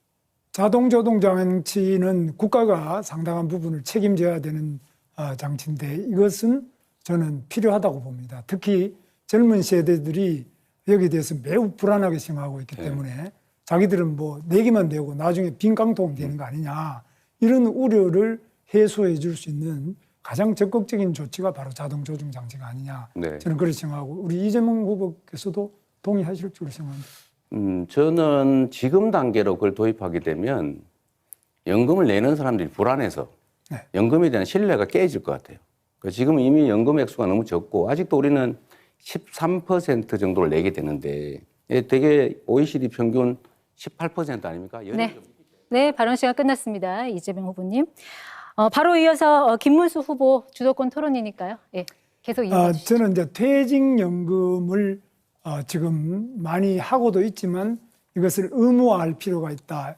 그래서 1층에는 국민연금, 2층은 퇴직연금, 3층은 개인연금 이렇게 해서 우리 국민 모두가 노후에 1, 2, 3층의 세 겹의 보호를 받을 수 있도록 하는 것이 매우 필요하다고 생각합니다. 그런데 이 퇴직연금은 대기업의 근로자들은 거의 적용되고 있지만 좀 작은 기업이 부족합니다. 이런 작은 기업들의 퇴직금을 연금화시키는 데는 목돈 마련이 필요한 근로자들에게 국가가 저리로 융자를 해준다든지 또는 그 목돈이 필요한 그 내부에 유보된 퇴직금을 자기 운영자금으로 쓰고 있는 중소기업인들에게 또 국가가 일정한 장기 저리 융자가 필요하다는 이런 것들을 주장을 하고요. 여기에 대해서는 우리 권영국 후보께서도 잘 동의하실 것 같은데 어떻습니까? 일단은 네, 뭐 연금 부분과 관련해서 이제 우리가 이 기간을 어떻게 설정하느냐에 따라 가지고 실제로 이 소득 대체율의 일정한 그 제한을 좀 풀어낼 수 있는 방법이 있다고 생각을 합니다. 어떤 거냐 하면 그 지금 이제 정년이 60세로 돼 있잖아요. 그러면 정년을 65세로 연장을 하고 이 기간을 국민연금의 가입 기간으로 늘리게 되면 그러면 실질적으로 가입 기간이 늘어남에 따라서 소득 대체액이 그만큼 증가하는 효과가 발생하죠. 네. 그래서 예. 시간이 짧아가지고 그 정도 말씀드리겠습니다. 네네. 그리고 다음에는 우리 이재명 후보에게 네. 말씀드리는데 이재명 후보께서 지난 작년 1월 달에 부산에 가셔서 불행하게도 그런 어려움을 겪으셨는데요. 저도 절대 그런 일이 재발돼서는 안 된다고 생각합니다. 그런데 부산대병원의 권역외상센터가 전국 1등의 병원 아닙니까? 네. 그런데 왜 그러면은 이재명 후보 본인께서 그때 부산대병원이 전국 최고 등급의 외상센터인데 서울대병원으로 옮기셨는데 이 과정에 또 이제 헬기를 타고 오셔가지고 네. 굉장히 이게 황제 헬기 아니냐. 저 사람 대통령 되기 전에 완전히 황제 행세를 하는 거 아니냐. 네. 그리고 저렇게 좋은 지방병원을 두고 왜 그러면 서울대병원으로 가느냐. 또 본인이 또 만든 성남의료원 또 있어요. 또 거기는 안 가요.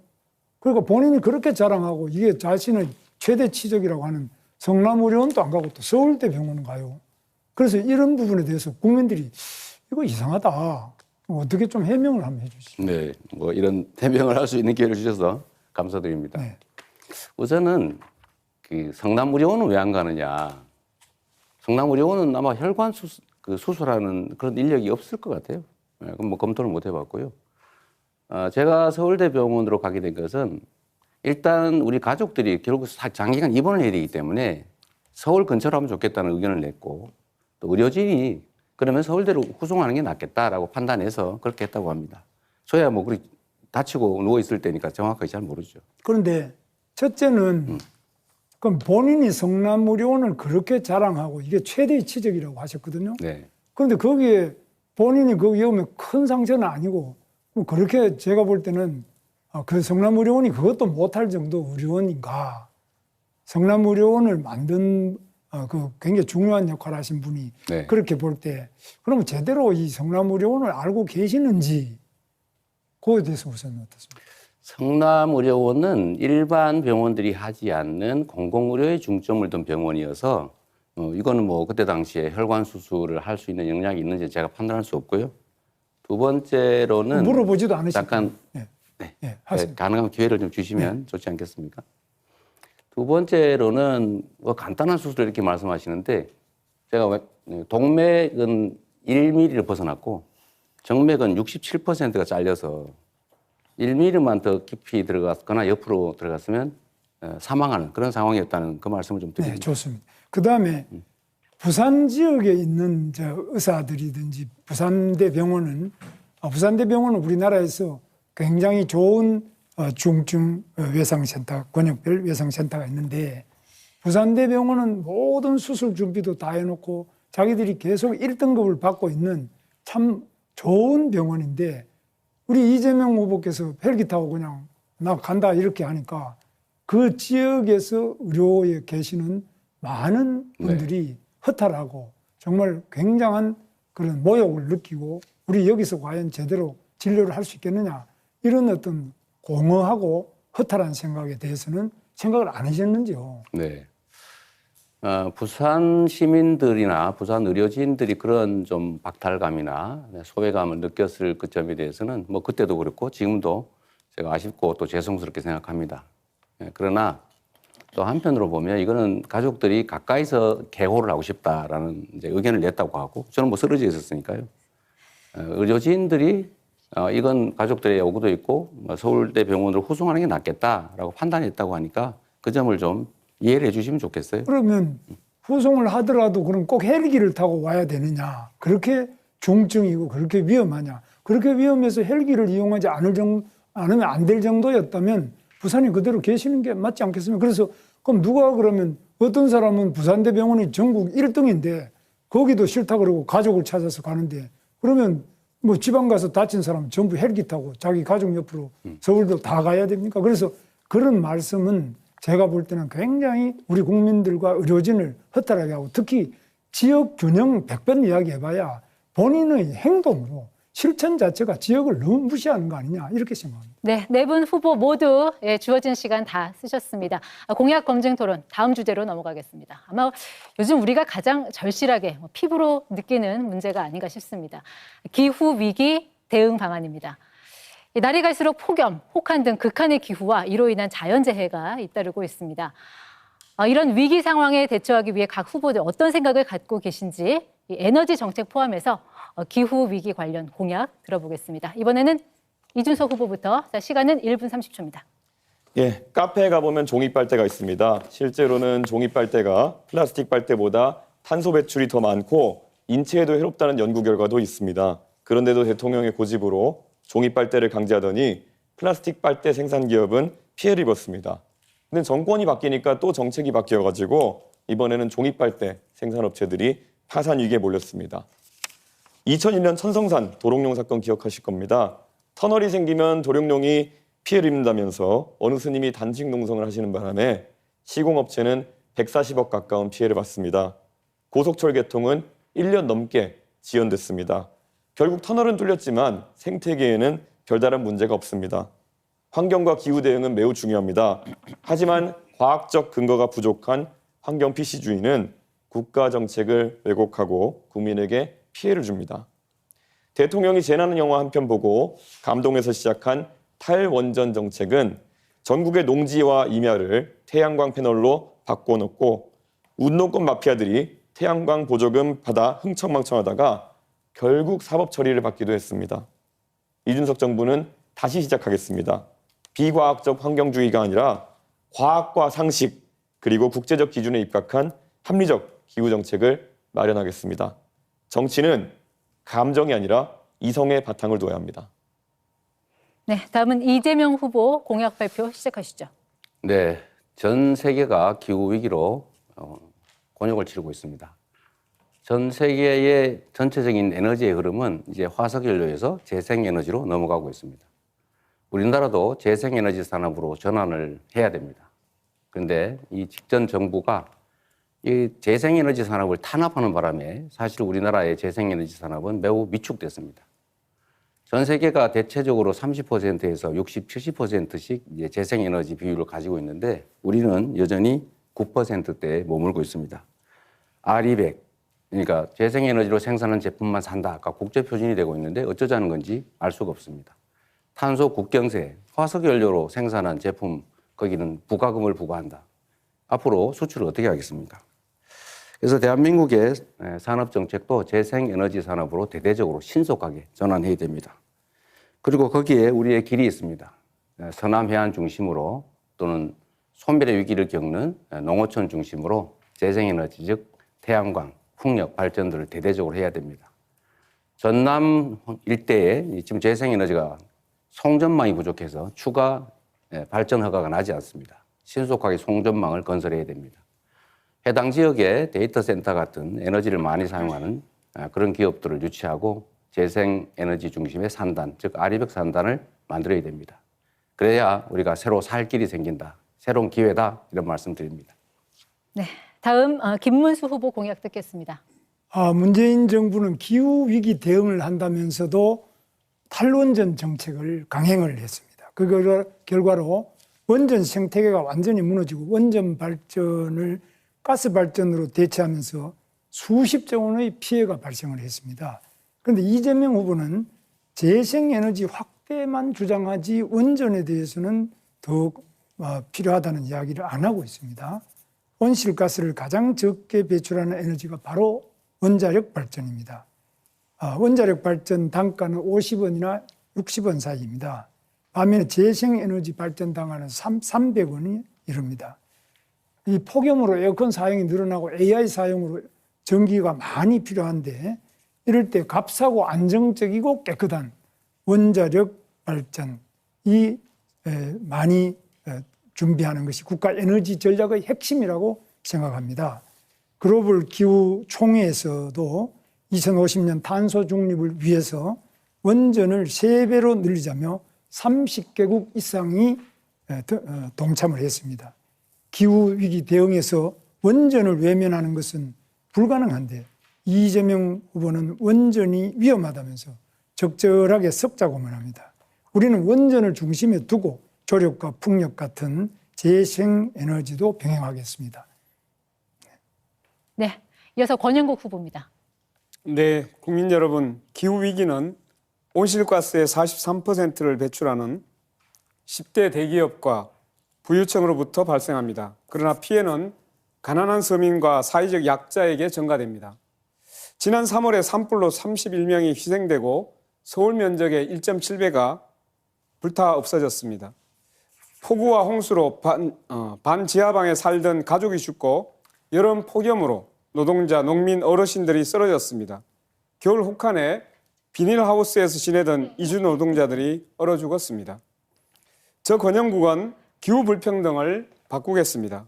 첫째, 온실가스를 대량 배출하는 기업과 부유층에게 기후정의세를 도입하여 기후위기에 대응하고 취약계층을 지원하겠습니다. 둘째, 석탄 화석 연료 시대를 끝내고 공공이 주도하는 재생에너지 시대를 열겠습니다.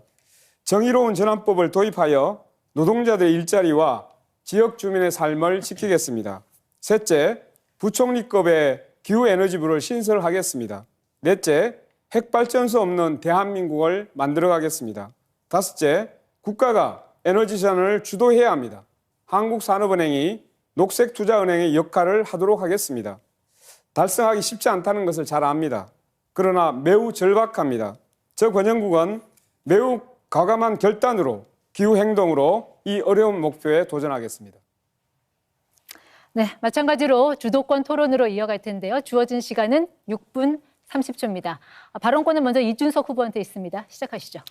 예, 이재명 후보님, 지난 토론에서 저한테 극단적이라고 계속 말씀하시면서 네. 김문수 후보에게는 원전 질문하면서 후쿠시마 체르노빌 얘기를 하면서 한국 원전의 안정성에 대해 가지고 확신을 가지지 못하는 모습을 보이셨습니다. 이게 오히려 한국의 대통령이 되시겠다는 분이 한국 원전에 대해서 불신을 가진 극단적인 상황이 아닌가 생각하고요.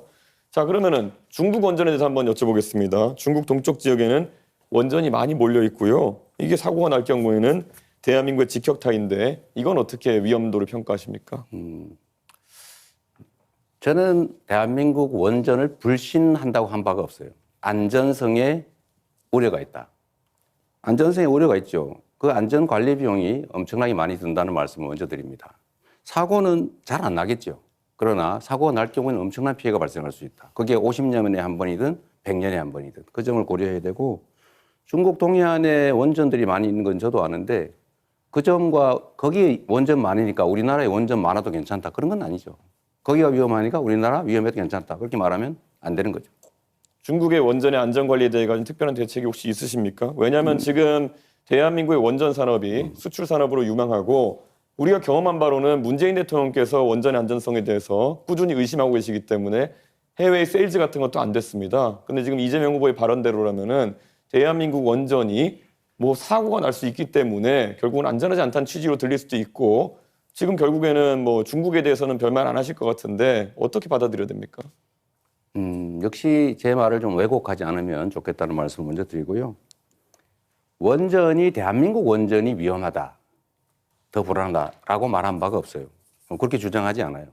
원전의 일반적인 위험성을 얘기하는 거죠. 또 원전이란 지금 당장은 싼 게 맞지만 폐기물 처리 비용이나 또 위험을 비용으로 환산했을 때 그걸 계산하면 엄청나게 비싼 에너지일 수도 있어요. 또 한 가지는 지금 이미 유럽에서는 원전 생산 원가보다 풍력 발전 원가가 더 떨어지고 있습니다. 그 점을 고려할 알겠습니다. 필요가 있어요. 그거 다 감안해가지고 원전이 더 싸다고 제가 그때 말씀드린 거고요. 그 LCOE라는 단가로 말씀드린 거고요. 그리고 지금 미세먼지 문제 때문에 이재명 후보께서 중국과 일본과 협력하겠다는 취지로 말씀하셨는데요.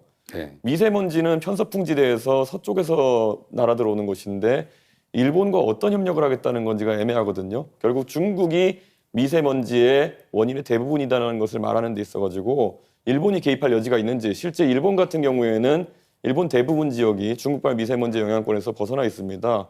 어떤 협력을 일본과 하시겠습니까? 글쎄요, 거기서 완전히 벗어나 있다는 것은 저는 우리 이준석 후보님의 일방적 의견 같고요.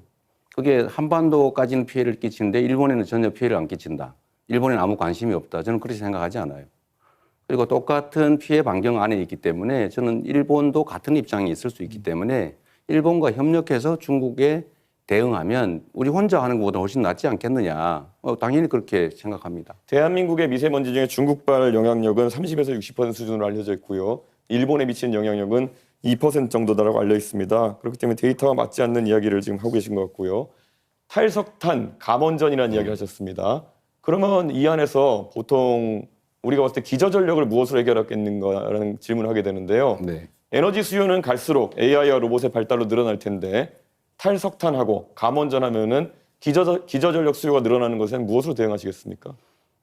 지금 현재 상태도 원전의 비중이 32% 정도고 현재 상태로는 새로 짓는 것도 있기 때문에 지금 있는 것만 해도 2060년까지는 쓸 수 있는 상태고요.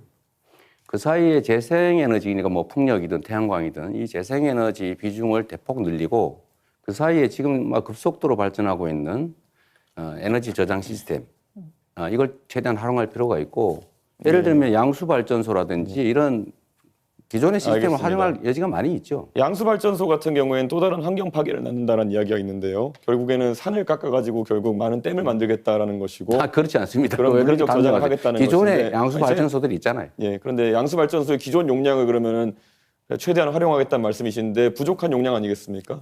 안 짓고 하겠다고요? 그렇게 단정하지 말라니까요. 제가 언제 양수발전소 용량을 늘린다고 했습니까? 예. 그것도 하나의 예라는 거죠. 에너지 저장 시스템이라고 하는 것은 다양한 방식이 있을 수 있습니다.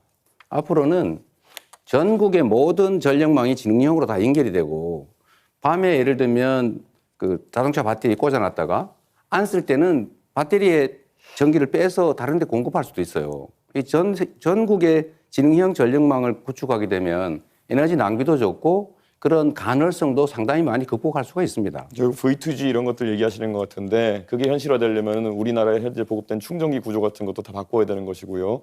그리드 다 바꿔야 되는 거기 때문에 너무 가볍게 말씀하시는 것이 아닌가 이런 우려가 좀 있습니다.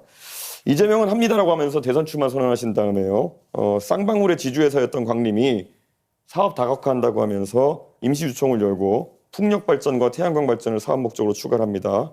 그래서 결국에는 올해 25년 1월부터는 재생에너지 유지보수 사업을 본격화한다고 있습니다. 이 광림의 투명 경영을 담당하는 분이 황윤석이라는 분인데 이분이 감정평가사로 후보님 성남에 시장하실 때 성남에서 부동산 업무하셨던 이준석 분입니다. 후보님 예. 45초 남았는데 한 분에게만 질문하셨어요. 이런 분의 이름이 같이 나오는 것에 대해 가지고 재생에너지 관련해 가지고 혹시 이재명 후보가 대장동이나 아니면 여러 사건에서 결국 사적인 이익을 추구한 것이 아니냐는 의심을 받는 것처럼 또 다른 의심을 받을 수 있다. 저는 그런 생각을 하고 있습니다. 네, 다른 후보 답변 시간 30초 보장해 주셔야 됩니다. 예, 그러면 권영국 후보님께 질문 드리겠습니다. 예, 지금 ESS를 이재명 후보께서 말씀해 주셨는데요. ESS 자체가 화재 사고가 빈번하기 때문에 어쩌면 지역별로 좀 혐오 시설 또는 기피 시설이 될 수 있다는 얘기가 있습니다. ESS가 기피 시설이 되면은 이재명 후보 아이디어는 어떻게 실현할 수 있을까요? ESS 시설은 기술 발전으로 많이 이제 발전하고 있지 않습니까?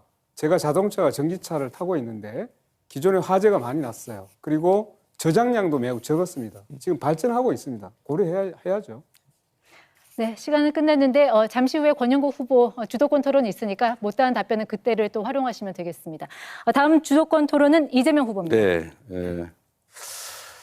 저는 이준석 후보식으로 모든 것을 비관적으로 보고 지금 ESS 시스템 배터리에 문제가 있으니까 앞으로 대책이 없다 이렇게 얘기하는데 기술 발전의 속도는 정말로 엄청나게 빠르다 이 말씀을 먼저 하나 드립니다. 그리고 우리가 언젠가는 재생에너지 사회로 전환해야 돼요. 그걸 어떻게 자꾸 부정을 하고 이상한 소리를 하십니까? 그 황모 씨인지는 뭐 제가 알지도 잘 모르겠는데 뭘 하는 사람인지 모르십니까? 잘 모르겠어요. 자, 제가 김문수 후보님 한번 여쭤볼게요.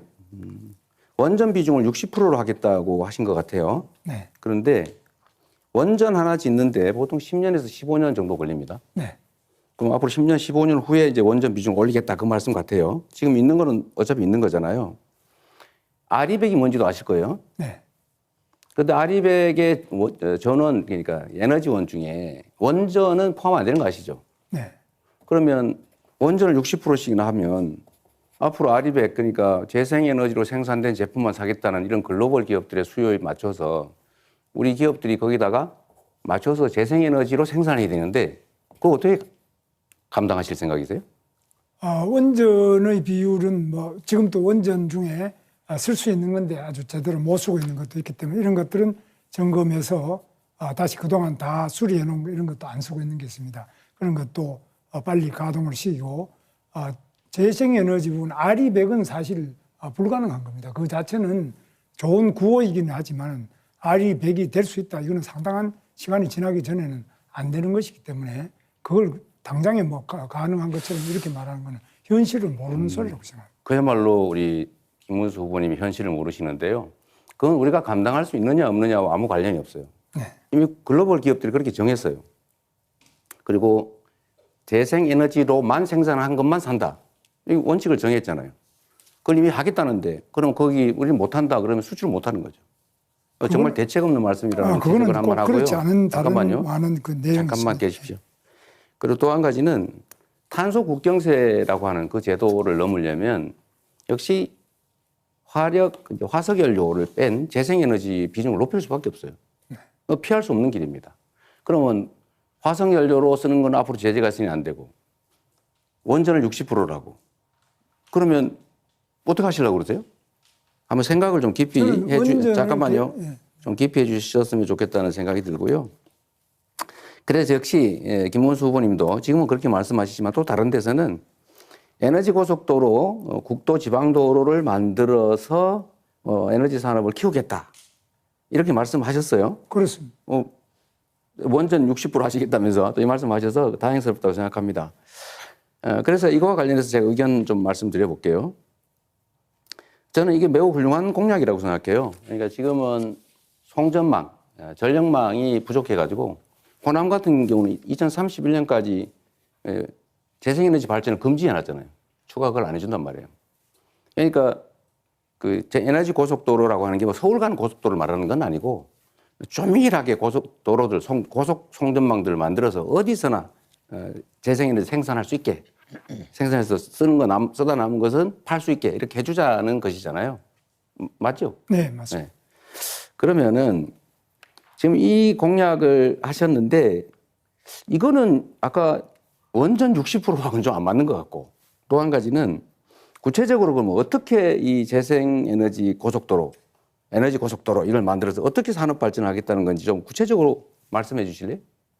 지금은 이제 재생에너지를 생산하더라도 버려지는 부분이 많은데 이것을 어떻게 하든지 효율적으로 촘촘하게 연결해서 이 부분에 낭비가 없이 소요초로 제대로 가장 효율적으로 연결하는 그런 여러 가지 지역마다 또 그 어떤 좀 특성마다 다 다르겠습니다. 네. 그걸 맞춰서 하고 또 원자력 부분에도 지금 현재 그렇게 생각하시는 보다는 훨씬 더 빠른 속도로 원자력이 또 건설도 될 수 있고 재생에너지 관련된 예를 들어 우리나라 같으면 조력 발전소 네, 상당히 좋은 조건이 서해안 쪽에 많이 있습니다. 어쨌든 김문수 풍력도 후보님 말씀을 들어보면 꽤 말씀이 여기저기 충돌하는 느낌이 좀 든다는 말씀드리고요.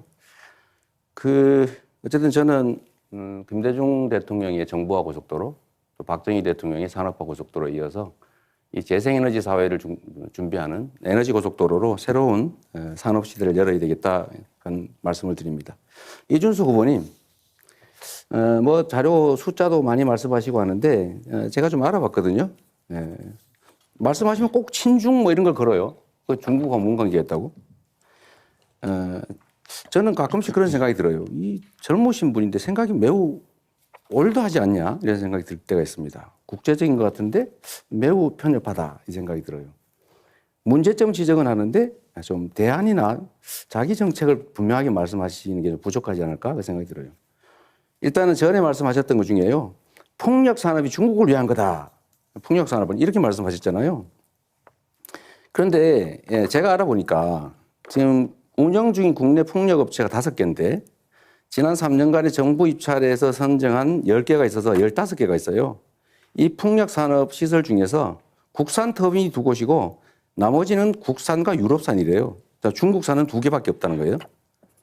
또 한 가지는 지난주에 5월 16일 가동한 5번째 신안 폭력단지 이거는 답변 시간 30초 보장해 주셔야 됩니다. 네, 그럴 겁니다. 터빈 제가 너무 웃겨야 됐군요. 자, 전체적으로 계속 이게 중국이라는 좀- 단어만 나오면 본인이 친중이 아니라고 항변하시는데요. 말씀하십시오. 그럴 필요 네. 없고요. 사실 그래서 풍력 발전과 태양광의 대부분 장비라는 것이 택가리를 한다고 이제 많은 국민들이 알고 있는 겁니다. 그리고 지금 중국산 풍력 장비나 이런 것에 대해서 태양광 장비도 그렇고 결국 중요한 상황에서 안보적인 위기를 가져올 수 있는 킬 스위치 같은 것이 내장되어 있다는 이야기가 미국에서 나오고 있는 상황입니다. 그렇기 때문에 이재명 후보가 그것에 대해서 걱정 안 하는 것도 네. 우려스러운 상황입니다. 네, 다음 주도권 토론 김문수 후보 시작하시죠. 그렇습니다. 지금 재생에너지 부분에 대해서는 다들 뭐 좋다고 하지만 제가 생각할 때는 서해안에 있는 조력발전소, 뭐 경기도에도 시아오에도 조력발전소도 있고 더 좋은 조력발전의 조건을 우리 서해안에 많이 갖추고 있습니다. 그리고 풍력발전도 아직 훨씬 더 발전할 수 있는 소지가 많이 있다고 봅니다. 꼭 중국산 원자재 셀을 많이 쓰는 태양광 발전만이 꼭 좋다고 저는 보지도 않고요. 그래서 재생발전도 다양하게 많이 발전시킬 필요가 있습니다. 그리고 특히 원자력 발전에 대해서는 이게 지금 기술이 굉장히 빠른 속도로 발전하고 또 우리나라가 세계 최고의 시공 기술을 가지고 있기 때문에 제대로 이 부분에 대해서는 세계적인 선도 국가가 될 것입니다. 많은 나라가 아까도 말씀드렸다시피 30개국 이상 많은 선진국들이 이 원자력 발전만이 정말 탄소 배출을 줄일 수 있는 가장 획기적인 방안이라고 보기 때문에 이 원전에 대해서 저는 이재명 후보께서 훨씬 더 긍정적이고 적극적으로 검토하셔야 되지 않느냐. 자꾸 재생에너지 이야기를 하시면서 태양광 이렇게 하면 다분히 그 태양광의 셀이 주로 중국제인데 이런 부분은 또 어떻게 하고 그 부작용은 또 어떻게 하냐는 많은 문제가 있습니다. 그래서 우리 국내의 기술로서 원자력 발전에 대한 관심과 적극적인 정책이 절대 필요하다고 저는 보고 있습니다. 여기에 대해서 좀 더 적극적으로 원자력 발전의 그 필요성, 그 건설 필요성, 또 SMR이든지 이런 새로운 기술에 대한 투자, 집중적인 국가적 지원이 필요하다고 보는데 여기에 대해서 우리 이재명 후보께서 좀 대책을 밝혀주시면 좋겠습니다. 저는 원전이 위험한 에너지라는 점에 대해서는 뭐 생각이 여전한데, 다만 우리의 현실이 있기 때문에 이미 지어진 원전들은 계속 잘 쓰자. 그리고 가동 연한이 지났더라도 영광처럼 안전성이 담보가 되면 뭐 더 쓰는 것도 검토하자 이런 입장이고요. 그렇다고 지금 추가로 원전을 국내에 어딘가에 짓는다면 그 어디 터가 있냐 이렇게 묻고 싶습니다. SMR 또 이런 것들은 그건 연구해야죠. 우리 그 예산을 다 통과시켰잖아요. 그러니까 에너지 믹스가 필요하다. 어느 걸 배제할 게 아니라 적정하게 섞어 쓰자 이런 입장입니다. 네. 그런데 원자력의 위험성을 자꾸 이야기를 많이 하시는데 문재인 대통령이 그 때문에 결국 탈원전 했지 않습니까? 원자력이 위험하지만은 가장 안전한 에너지죠. 석탄 발전은 위험 안 합니까? 위험 안 한 게 어디 있습니까? 그러면 재생에너지가 위험 안 합니까? 그래서 그 안전성을 자꾸 이야기하면서 원자력 발전의 위험성을 무슨 판도라 영화 같은 거 이런 것처럼 그런 공상 과학 영화 이런 것들을 보고 그거 굉장히 위험하다. 아니면 과거에 기술이 아주 부진할 때 그때 원자력이 위험하다는데 원자력 혹시 안전연구소라든지 원자력 발전하는데 이런 데 가보셨습니까? 꼭 그걸 가봐야 아는 것은 아닌데 가봐야 좀 가보지는 알죠. 않았어요. 가보지는 않았지만 네. 실제로 그 처리 후 연료, 그 핵폐기물, 그거 정말 위험하잖아요. 처리 못하고 지금 쌓아놓고 있지 않습니까? 또 실제로 폭발 사고는 안 날 거라고 다 조심했죠. 일본인들 조심하지 않았겠어요? 최선을 다했겠죠. 그러나 폭발했고 결국은 지금 한반도까지 피해를 입히는 게 현실이다. 근데 잠깐만요. 또, 예. 체르노빌도 마찬가지죠. 지금 다른 나라에 이 사고들이 많기 때문에 가급적이면 재생에너지로 비중을 올린 게 맞다. 이런 생각 말씀드리는 거예요. 그런데 후쿠시마는 그 폭발을 한 게 아니지 않습니까? 그건 해일로 인해 가지고 바다 속에 지진이 로 인한 해일 때문에 그것이 누수가 되고 많은 문제가 발생한 것이 원자력 발전소가 폭발한 것도 아니고 우리나라 원전의 시공 능력은 세계 최고 수준 아닙니까? 그래서 저는 이재명 후보께서 앞으로 정책을 하시더라도 반드시 현장을 가봐야 된다. 원자력이 위험하다고 하려면 원자력 발전소로 가보든지 원자력 연구소도 대전에 가실 때 한번 들러보세요. 그리고 경상도 가시면 표만 보지 말고 원자력도 좀 가보셔야지만 거기서 저 사람이 정말 제대로 미래를 알구나. 그거 뭐 얼마나 고리, 경주 또 울진 얼마나 원자력 많습니까? 가시는 김에 뭐 한번 들러가지고 이게 정말 안전하냐, 사실이냐 이렇게 확인하는 것이 절대 필요하다고 보고요. 우리 이준석 후보님 어떻습니까? 원자력의 그 위험성에 대해서 과장된 이런 우리 미신 같은 게 많이 있다고 보는데 이거 어떻게 하면 좀 카이스트 같은 데서도 이런 연구도 좀 하시는 거 아닙니까? 당연하죠. 그리고 이재명 후보가 아까 원전을 가보지도 않았다라고 말씀하시는 것에서 얼마나 이념에 경도되어 가지고 원전에 대한 오해를 하고 계신지를 좀 우리 국민들께서 아실 것 같다 이런 생각이 듭니다. 지금 아까 제가 물어봤을 때도 탈석탄 감원전 하겠다 그러면 기저전력을 어떻게 마련하겠느냐. 거기에 대한 대안이라면은 조금 더 깨끗한 원자력 에너지, 예를 들어 핵융합이나 이런 것들이 나올 줄 알았는데 그것을 진행하겠다는 이야기가 아니라 결국에는 풍력, 태양광 이렇게 해서 우리나라에서 경제성이 떨어지는 선택들을 하겠다고 하는 것이거든요. 우리 김문수 후보 잘 아시겠지만은 그 유럽의 북해나 이런 데 가면은 정말 양질의 풍력 자원이 있고 그를 통해 가지고 재생에너지 비율을 높여나가는 나라도 있지만은 대한민국 같은 경우에는 지난 토론에서 제가 지적했지만 태풍의 경로상에 남해안 그 풍력 발전소들이 위치하게 되는 것이고 태양광 발전 조건 같은 경우에는 다른 나라보다 안 좋은 것이 사실입니다. 그럼 이게 나중에 다 비용이 돼가지고 우리 산업이 사실 전기요금에 얼마나 많은 영향 받습니까?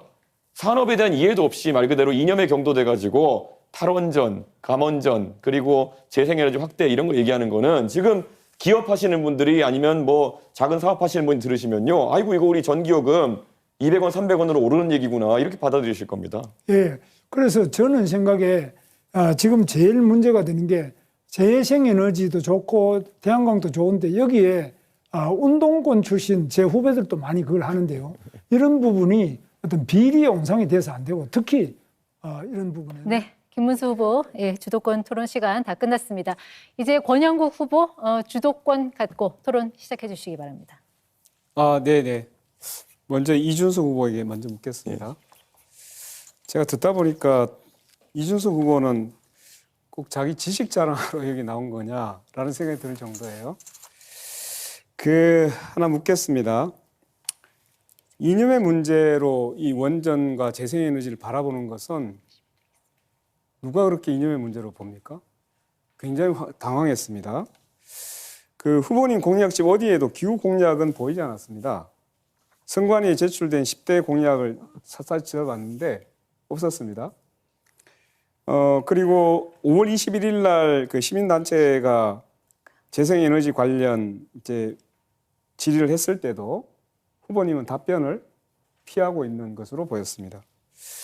자, 그러면 청년을 대표한다고 하면서 미래 세대가 가장 관심을 갖는 기후 공약을 단 하나도 제시하지 않았다는 건데 이거 어떻게 이해해야 됩니까? 저희는 당 차원에서 총선 때부터 당 공약으로 아리백과 그리고 CF백과 같은 국제적인 기준이 있는 환경 규제에 대해 가지고는 저희가 잘 쫓아갈 수 있도록 하겠다라는 입장을 밝힌 바 있고요. 저는 기후 환경에 대해 가지고 젊은 세대가 가진 방향성이 딱 이것이다라고 우리 권영국 후보님께서 규정하지 않으셨으면 좋겠습니다. 방금 저와 김문수 후보가 나눴던 대화 같은 것들도요. 충분히 젊은 세대의 공감을 사고 있는 경우도 있고 특히 거기에 더해서 원자력 발전에 대한 부분은 이미 지난 문재인 정부의 이념적인 행동 네, 때문에 거기까지 듣겠습니다. 이념적이라고 판단하는 국민들이 있는 거 아시지 네, 않습니까? 거기까지 듣겠습니다. 예. 지구를 살리겠다라고 나서고 있는데 그것을 이념 문제로 치부한다는 것은 오히려 이준석 후보가 지금 기후 문제와 에너지 문제를 이념 문제로 갈라치고 있는 거 아니냐라는 말씀을 하나 드리겠습니다. 그리고 제가 왜 그러면 당에서 했던 것을 후보 공약에는 하나도 집어넣지 않았을까? 혹시 단일화를 염두에 둔 거 아닐까요? 이런 질문이 들었어요. 기후 공약이 없으면 단일화하는 네네. 겁니까? 그래서 제가 별칭 하나를 한번 드리겠습니다. 네. 기후 없는 이준석 어때요? 굉장히 좋은 것 같은데. 자, 그러면 다음 이재명 후보에게 네. 묻겠습니다. 그 2024년 현재 발전 산업의 46%가 네. 민간 기업이 소유하고 있습니다. 이런 추세라면 네. 2040년에는 외국계 자본과 대기업이 발전 산업의 90%를 차지하게 될 겁니다. 자, 국부가 유출되고 대기업의 배만 불려주게 되는데 민영화로 당연히 전기료는 올라가겠죠. 이렇게 되면. 그 피해는 국민들에게 전가될 겁니다. 재생에너지 해상 풍력 사업이 특히 그렇습니다. 이 민영화가 아니라 공공이 50% 이상 주도해야 한다고 저는 생각하고 있습니다. 후보님, 제 의견에 동의하십니까? 그 비율이 얼마인지는 뭐 논의해 봐야 되겠지만 저는 최소 30% 정도를 해당 지역 주민들에게 사업권을 주는 게 맞다. 지금 신안 같은 경우는 그걸 통해서 햇빛 연금이라고 주민들한테 배당을 해주고 있지 않습니까? 저는 그건 대폭 확대해야 된다고 생각해요. 자, 그러면 우리가 이제 이 공공이 주도하느냐 네. 아니면 민간 대조합원이 주도하느냐에 따라 가지고 결국 나중에 보면 전기료를 결정하는 게 민간이냐 그렇습니다. 대자본이냐 여기에 따라서 매우 위험한 상태가 될 거라고 보거든요. 그렇습니다. 이것을 주도하기 위해서는 공공주도 에너지로 갈 수 있도록 그렇게 한번 검토를 부탁드리겠습니다. 네, 뭐 저도 전적으로 다음으로 공감합니다. 하겠습니다. 자, 기후난 개발로 인해서 대한민국이 심각한 몸살을 앓고 있습니다. 부산 가덕도 제주 2공항, 세왕금 흑산도 신공항 이런 데 많이 있습니다. 네. 자, 얼마 전에 제주항공 참사 원인은 조류 충돌이었다. 그리고 가덕도는 무안보다 조류 충돌 위험이 246배, 세방금 공항은 610배나 높은 지역입니다. 게다가 가덕도 공항은 이미 그 현대건설 컨소시엄이 건설 공사기간 연장을 요청했다가 취소됐습니다. 네. 자, 그러면 이 사업은 전면 재검토해야 되는 거 아닙니까? 여러 가지 논란들이 있지만 이게 이제 오로지 경제적 요인만으로는 판단할 수가 없고 이 정치적 요인들도 분명히 있거든요. 근데 이게 만약에 가덕도 신공항을 취소하는 상황이 발생하면 이 국토 균형 발전이라고 하는 그 전략적 목표 또 지역 소외 또는 정치적 분란 이런 것들 때문에 더 큰 손실이 발생할 것 같아요. 어쩔 수 없이 그냥 진행을 보완해 가면서 해야 되지 않을까 싶습니다. 예. 이재명 후보님한테 그런 말씀을 들어서 대단히 유감입니다. 어떻게 공항을 짓는데 네. 그걸 정치적으로 고려해서 밀고 나가야 된다고 생각합니까?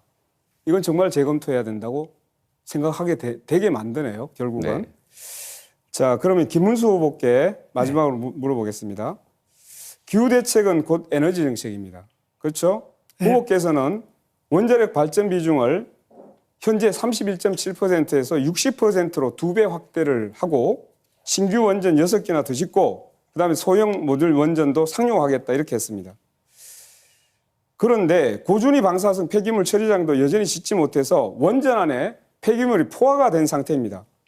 원전 비중 2배 올리면 폐기물 2배는 나올 텐데 신규 핵 발전소와 폐기물 처리장은 어느 지역에 건설하시겠습니까? 답변하세요. 그 부분은 이제 여러 가지 공모를 통하고 또 앞으로 원전 폐기의 기술을 높이면서 지역 보상도 높여서 잘 결정할 수 있습니다. 세계적으로 고준위 핵 폐기물 처리장을 만든 곳은 핀란드라는 아주 특이한 나라에 딱 한 군데밖에 없습니다. 화장실 없는 아파트를 계속 짓자는 얘기 아닙니까? 아파트 지어가지고 화장실 없으면 그거 어떻게 처리할 거예요? 정말 이해할 수 없는 이야기를 계속하고 있어서 핵 폐기물은 얼마나 위험한지를 아시지 않습니까?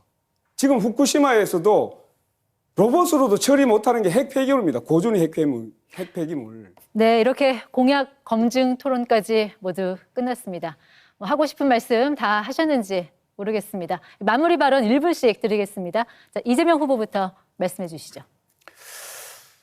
네, 존경하는 국민 여러분, 많이 잘 살펴보셨을 것으로 생각됩니다. 정치는 비난이나 비판만 가지고 할 수 있는 것이 아닙니다. 행정은 있는 길을 잘 가는 것이지만 정치는 없는 길을 만들어야 합니다.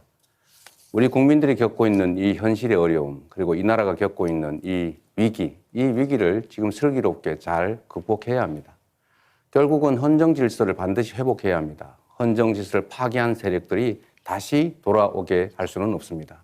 아무런 대책 없이 비난만 하는 그런 생각으로는 이 거대한 대한민국호를 제대로 운영하기 어렵습니다. 유능한 선장이 필요합니다. 충직한 일꾼이 필요합니다. 저 이재명은 성남시 경기도 민주당을 이전과 완전히 다르게 바꿨습니다. 똑같은 조건에서 전혀 다른 결론을 만들어냈습니다. 준비된 그리고 유능한 충직한 저 이재명이 새로운 대한민국, 진짜 대한민국을 꼭 만들겠습니다. 네, 다음 김문수 후보 마무리 발언 듣겠습니다. 국민 여러분, 지금 우리는 독재냐 민주냐, 총통제냐 분권형 대통령제냐 이 갈림길에 서 있습니다. 우리나라 대한민국의 민주주의의 위기입니다. 저는 민주화를 위해서 평생을 살아온 사람인데 지금처럼 모든 국민이 함께 위기의식을 공유하는 때는 없었습니다. 지금 민주당은 입법 독재를 넘어서 사법 독재, 삼권 독재로 치닫고 있습니다. 대법원장까지 탄핵하고 청문회하고 또 대법관 숫자를 늘리겠다. 온갖 지금 횡포를 다 부리고 있습니다. 대통령까지 된다면 이런 사람들이 입법, 행정, 사법을 모두 정하게해서 이재명 독재, 바로 총통 독재를 할 수 있지 않겠습니까? 누가 막을 수 있겠습니까? 국민 여러분, 6월 3일 저 김문수와 함께 이 대한민국의 민주주의를 지키고 독재를 막아냅시다. 감사합니다. 네, 다음 권영국 후보입니다. 국민 여러분, 오늘 토론만으로 다 담지 못한 절박함이 많이 남아 있습니다. 지금 하나오션 조선 하청 노동자 김영수 70일째, 세종호텔 해고 노동자 고진수 100일째, 구미 한국옵티칼 해고 노동자 박정혜 502일째, 아직도 하늘에서 고공농성 중입니다. 식량 주권이 위협받는 농촌, 농민들은 자기 결정권과 참여 농정을 요구하며 절규하고 있습니다.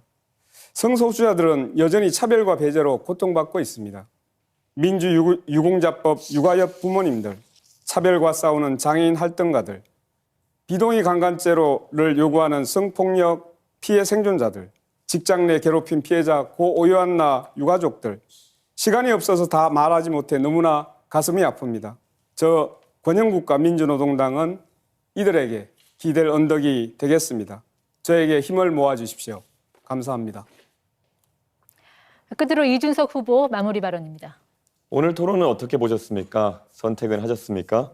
국가 재정을 아무데나 펑펑 쓰자는 후보입니까? 아니면 꼭 필요한 곳에 효율적으로 쓰자는 후보입니까? 저는 오늘 노무현 대통령 서거 16주기를 맞아 그분의 말씀으로 이 토론을 시작했습니다. 그리고 이제 다시 그분의 말씀으로 토론을 마무리하고자 합니다. 부끄러운 줄 알아야지. 나라를 이렇게 엉망으로 만드는데 공동의 책임이 있는 사람들이 빨강과 파랑으로 옷 색깔만 다르게 입고 나타나서 서로 권력을 다투는 염치 없는 세상에서 노무현 대통령의 목소리를 꾸짖습니다. 정말 부끄러운 줄 알아야지. 양쪽 껍데기를 말끔히 청산하고 이제 새로운 세대가 나라의 미래를 책임질 시간입니다. 저 이준석이 나아갈 길 멀고 험해도 깨치고 나아가 끝내 이기겠습니다. 도와주십시오. 네 분 모두 수고하셨습니다. 아쉬움도 있겠지만 또 다른 기회가